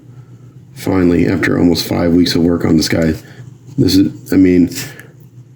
I'm not complaining. It's been a really fun project. I've actually really enjoyed every step of this, because every time I finish a step on it, it's like, man, that looks really good. Man, that looks really good. Man, that's awesome.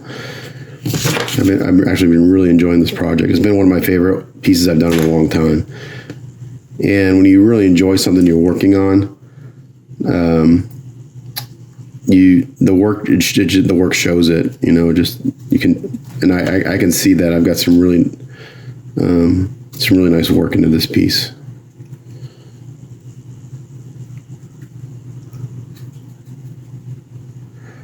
Okay, so that looks pretty good. I'm gonna check my edges around the part. And from what I can tell, we're pretty good. I am going to put a few more registration marks here. Problem is, when you do this, you disrupt the clay, and it can adjust. It can affect work you've done around your part. This is what I noticed.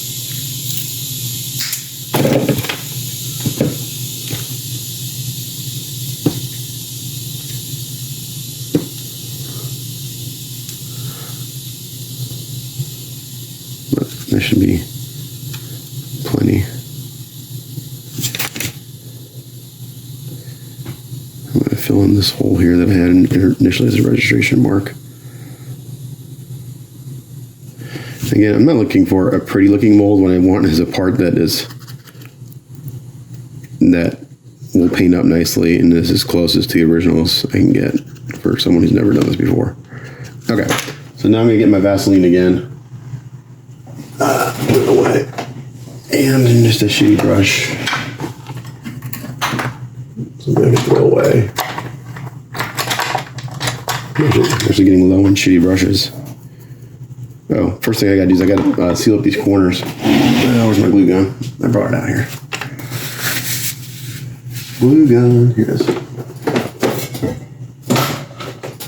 You'd think I'd keep one of these at my workbench, but I don't. It's probably a tool to have. I'm gonna let this heat up, and after I seal the corners with hot glue, I'll come back. Okay, so I hot glued the corners. I coated the cardboard and the stick with some Vaseline. Now we're gonna mix up this amazing mold maker stuff. So the reason I want to try this is because this has a 30-minute setup time. I don't have to wait, 24 hours, whatever, for it to cure. So another thing I have, which I didn't think about this, is I'm out of rice downstairs. So I just brought some oats to fill in my mold to see how much I need to. This is going to stick to the Vaseline, so I have to pick it out. Unfortunately, I'm Polish. I don't think of this stuff ahead of time. This will give me an idea how much silicone I need to mix up. So I'm just using some oatmeal.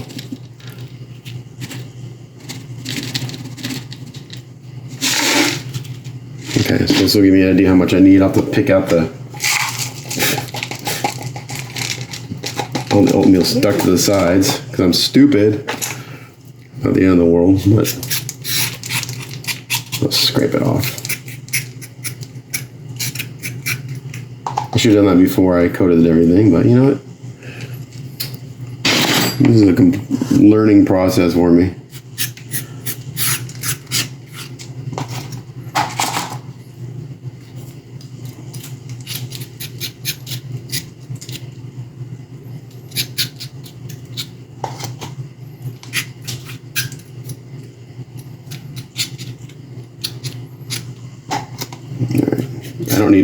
Thankfully, I'm not going to need a lot of material. There's a small mold's one part. Okay, so there we go. Cleaned it out. Got all the oatmeal out of there. Okay, just like that. And I'm going to use one of my paint measuring cups. And if I come over here, I do have a 1-to-1 mixing ratio on here. So it says I need to go up to, it's by weight or volume. So I need to come to number 2 here is where I need to go. So I'll fill up part A to 1 and part B to 2, and that's how much I need. Okay, so I don't need my scale. Now, should I mix this at all? To a mixing cup. Did they give me any mixing sticks today? Thank God, because I don't have any. I'm out of just some basic building materials.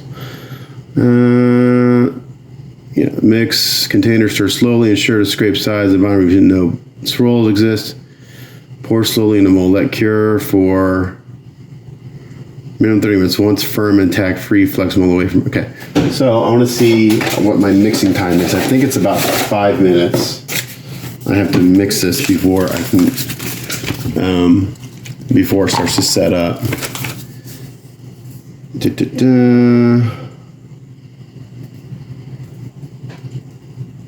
Measure mix silicone for 60 to 90 seconds. Okay, so 5 minutes would have been way too long.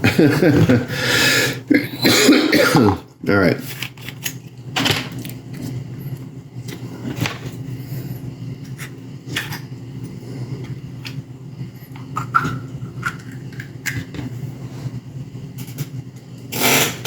So who knows how long this work in progress is going to be. It could be like freaking forever. Okay, this is part A.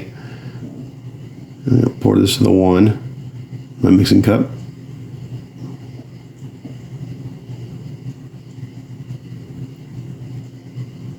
I'm going to go just a little bit past it.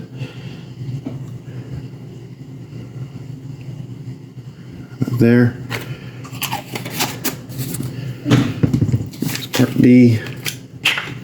I should have just done this the first time trying to do that molding putty stuff, but I was trying to find the fastest way to do it because I don't want to make this a 3-day process and now it's become a 3-day process. But you know what? Live and learn. Okay, part B. Now I'm going to take this up just past the 2 since I went a little over the 1.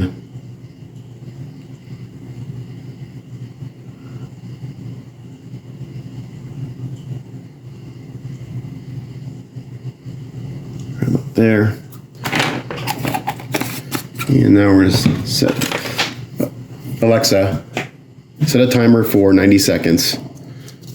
1 minute and 30 seconds, starting now. So now we're going to stir, scraping the sides.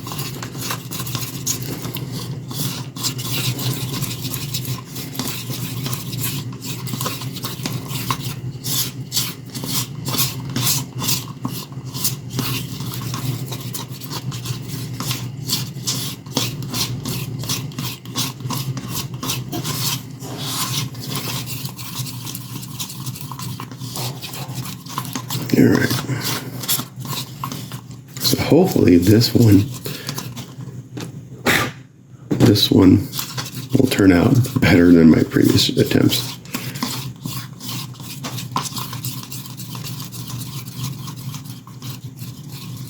I guess I should mix it slowly too. They say mix it slowly so you don't get air bubbles. I'm mixing it maybe fast, so.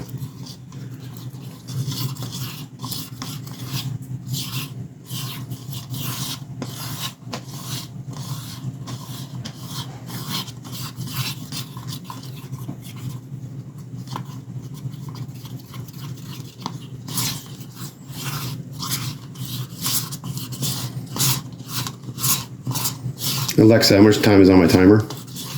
You have 10 seconds left on your 1 minute and 30 second timer. Alexa, cancel timer. 1 minute and 30 second timer canceled. Okay. So now we're gonna pour this into the mold. Bring it up high. Oops. Let's get it into the mold.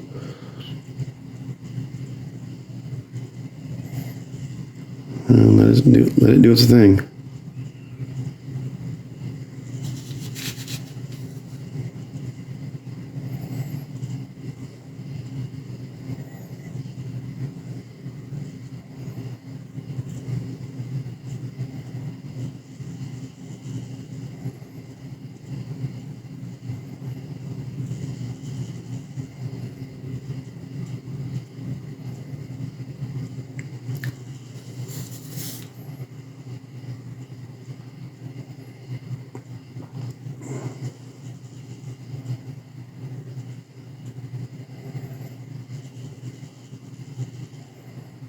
All right.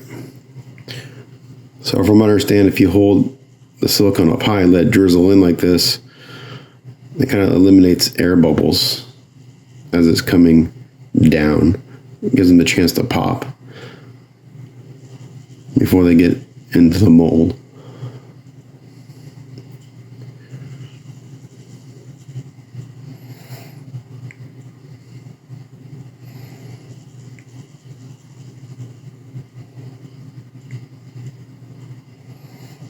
All right.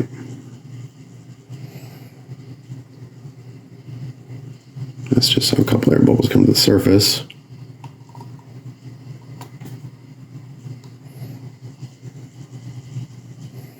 But there you go. So we'll come back in 30 minutes and see if this is set up.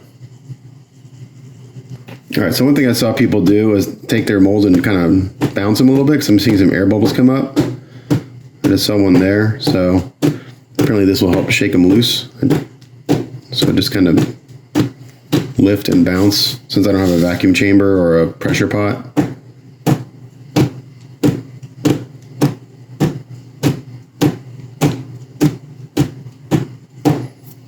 that seemed to help.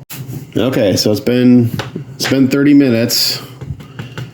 Feels like it's solidified. Let's cut this apart and see what we got.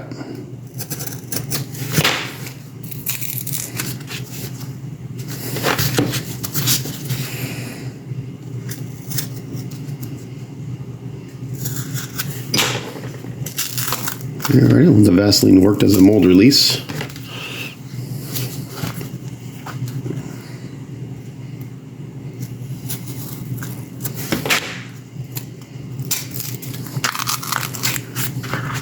Okay, so this part's trash. I'll just throw it away, and we'll build the other half of the box. So we can get the clay off.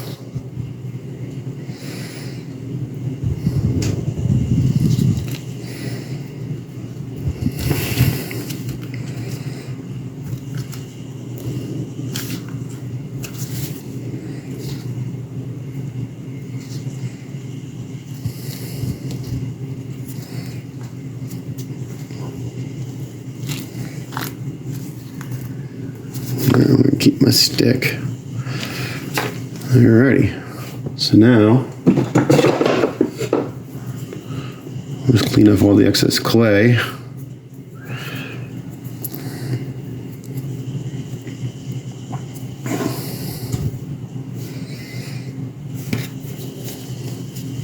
So I'm going to clean this up. I'm going to build a box around this part, and then we'll pour the second half. So I'm just going to do that off the camera. So I'm going to, well, yeah, I'll do it here. Anyway, my brain's a little fried. If you want to watch, you can watch. I was just do it off camera, but why not? Let's just keep going. I'm going to keep my little stick here.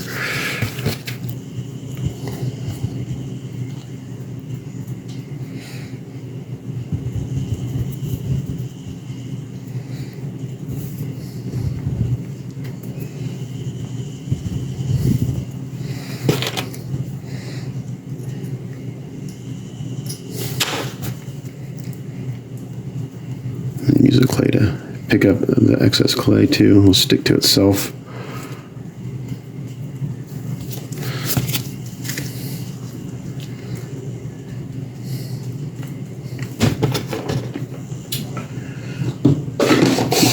That's what I need.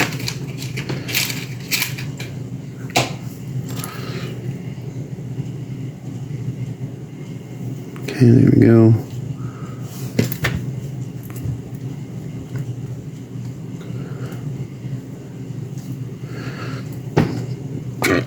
I'm just going to pull these little tabs off here where the silicone didn't go all the way into those. Some of these registration marks is fine. Just going to cut those off.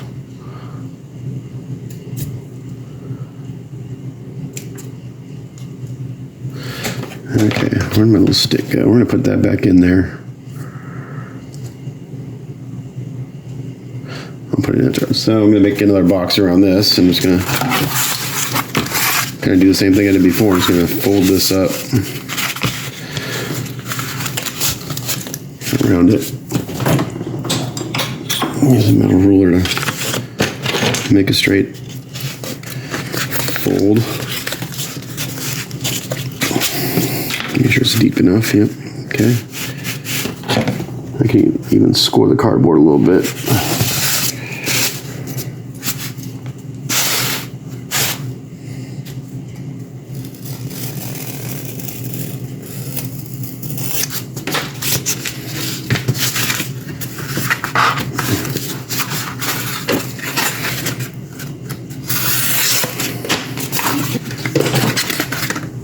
And I can just go ahead and use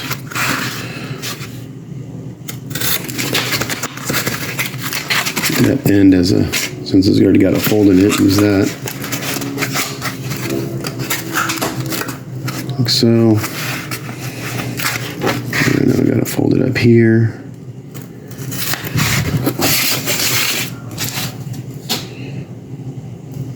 This is mold making down and dirty my way.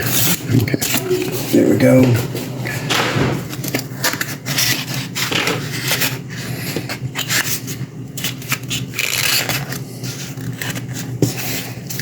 Just like that. Get this off.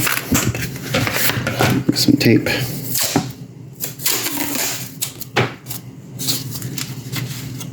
Let me take the glove off. Vaseline on it.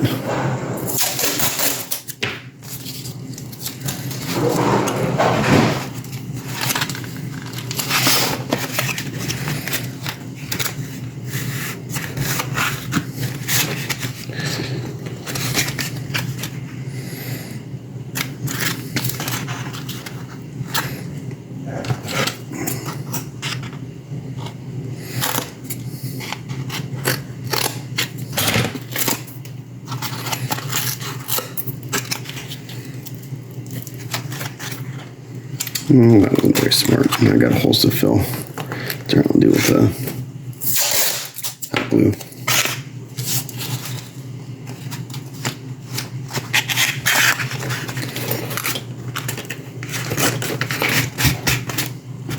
All right.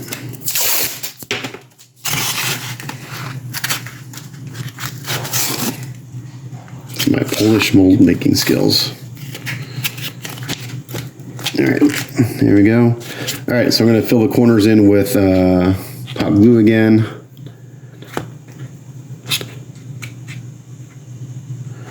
And then we'll spray that mold release that I bought in there. And pour some more silicone. Still got some clay there to clean out.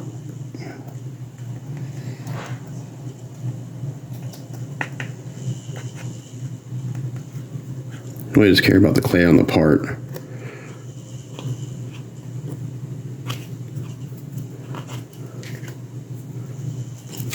All right, so I'll glue those up, spray mold release, and do another round of silicone. Alrighty, so after another 30 minutes or so, I pulled this out of the box, and it looks like we got a mold. So I just need to clean this up a little bit and pull this part out. This is the original, obviously. Ta-da! And I even have the insert for the blade. So one thing I got to make sure is that I have a place to pour the resin into that's big enough to pour. That was my problem last time. Well, my mold sucked last time too. So I'm gonna cut a little groove in here where I had this stick, and hopefully I'll be able to get resin in here easier than before. Just gonna clean up this area here. And let's see. I actually have to cut this out. I think I'm just going to remove this plug where the blade goes, and think I'm going to drill that out later because my stick is right here. Yeah, I'm just going to pull it. I'll just figure that out later. I can always drill a hole into this when I'm done.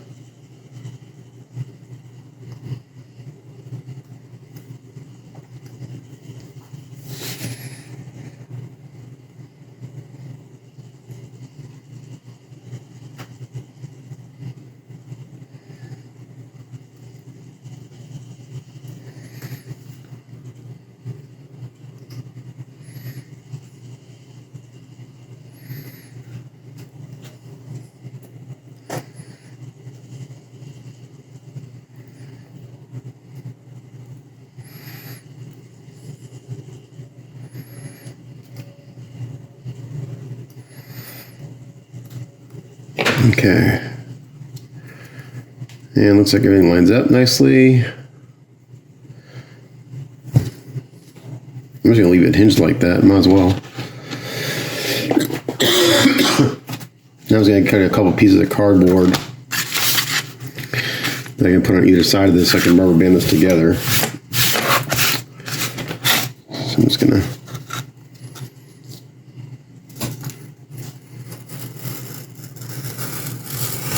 my box, this mold isn't exactly square because, you know,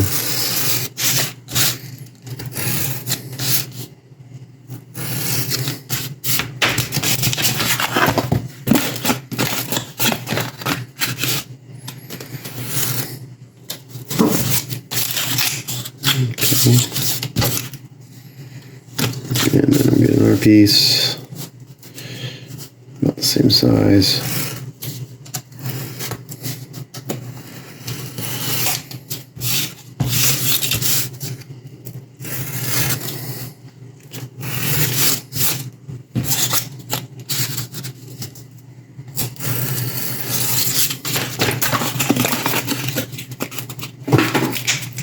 All right, down and dirty.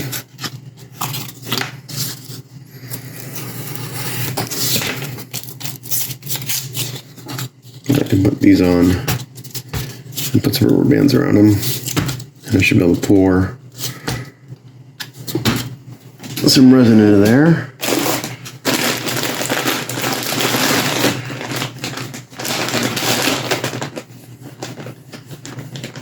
Now, I should spray a little of this mold release into here. So when I did this, I actually used Vaseline. I didn't use this stuff.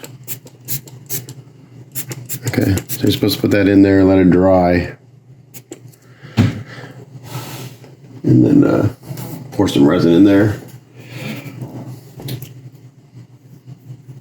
So hopefully this will turn out much better than my previous attempts at doing this. So let this dry, rubber band together, and then we'll pour some. Okay, so I tried to cast one and it didn't turn out so well. I had a ton of surface bubbles. And so I hit up a good buddy of mine, Mark Warthling. I have a hard time saying his last name. He called me and gave me some pointers. Since I don't have a pressure pot or anything, he suggested powdering the molds, and I'm not using this mold release that I have. I think part of the reason I have some bubbles is because when I sprayed this mold release on, when I did the clay, and then I sprayed a little bit of this on before I poured the next layer of silicone, is that I put the next layer of silicone on before this had dried all the way, and what it did is create some surface bubbles. So instead of redoing the whole mold, I'm going to just work with what I have, but here's one of the successful castings I did, and this looks really, really good. This side isn't as good, but so the first casting I did had a ton of bubbles in it, and then Mark's like, well, did you powder your mold? I was like, no, I didn't need to do that because I don't know what the hell I'm doing.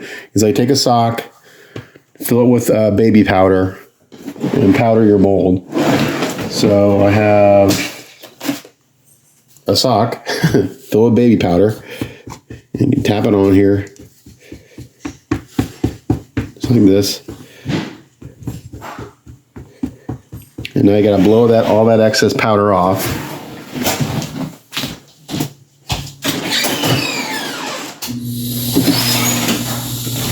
Sorry, I had to start my air compressor. So you powder it, and then blow it off to the side here.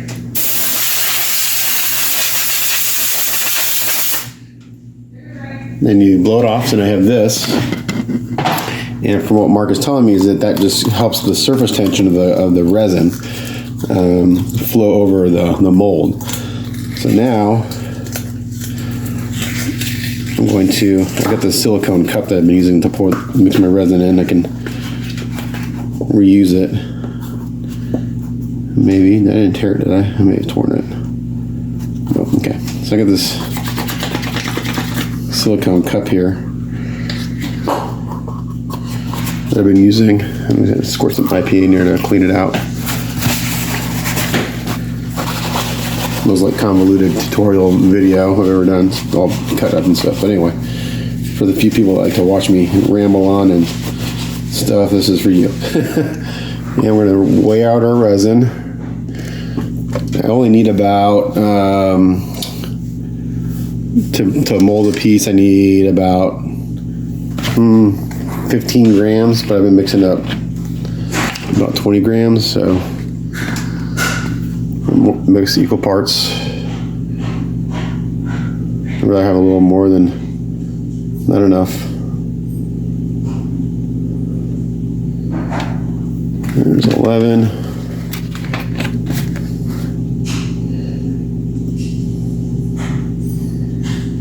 Oh, you know what I didn't do? Shit. That's gonna kick off before I'm ready to go. I didn't close my mold up and get it ready to go. Hopefully it doesn't kick off before I have a chance to stir it. So I got some cardboard here that I cut out earlier. Where's the other piece? Somewhere. Crap, I'm gonna come back. Okay, so I found another piece of cardboard. I'm gonna have to probably remix that resin because it's gonna kick off before I have a chance to pour it. And we'll just use some rubber bands to hold this in place. Don't want this too tight, so you don't want to squish the shape.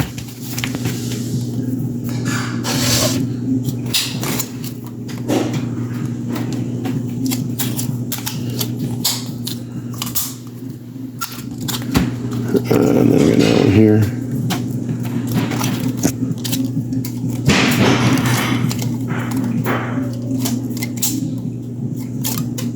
So now it's ready to pour. Let's see if I can still use this. And I'll just mix it for about 10 seconds, 20 seconds. And it turns cloud. This resin turns cloudy for a second, and then it gets clear. And once it turns clear, I know it's ready to pour. And then I very slowly pour it in.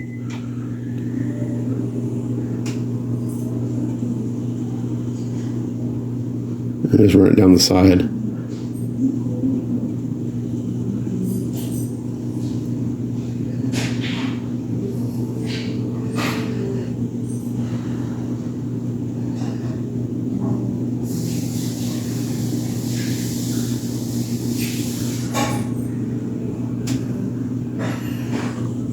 Okay. Just like that.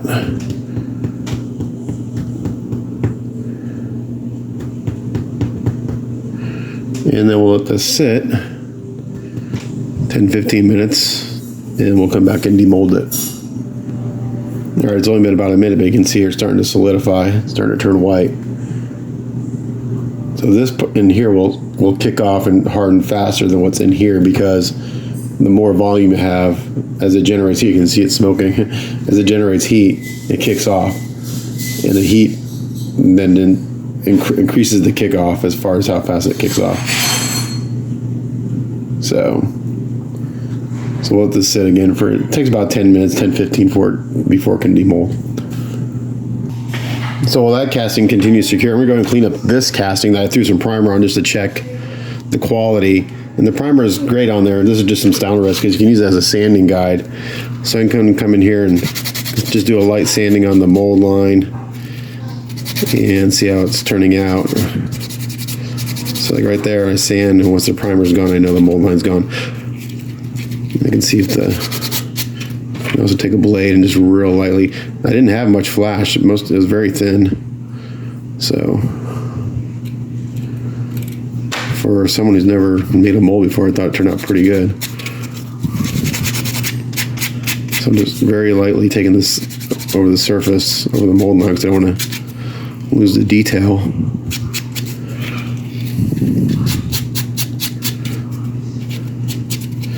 And even on the original, there's a mold line, you know. But you just try to get rid of as much as possible.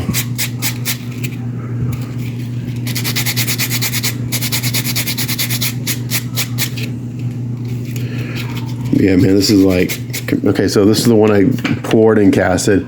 This is the one I tried to make out of putty. It's a big difference, and look at how the thickness difference. This one's like 50% thicker. So it's like night and day. I'm glad I went ahead and decided to do a 2-part mold.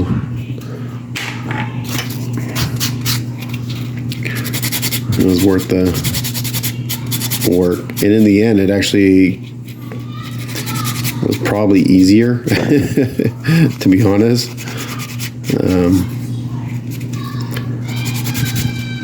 So like on the end here, on the edge here, where we got all this detail and stuff, on the original, so a lot of it's been flattened out. So that's how it is on mine. But you just do your best to clean it up. as best you can.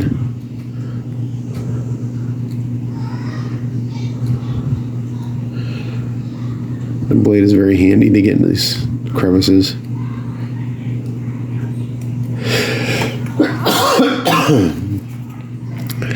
So yeah, so I'm going to continue doing this, and I'll demold the other one. Excuse me. Prime it, and then we'll paint them.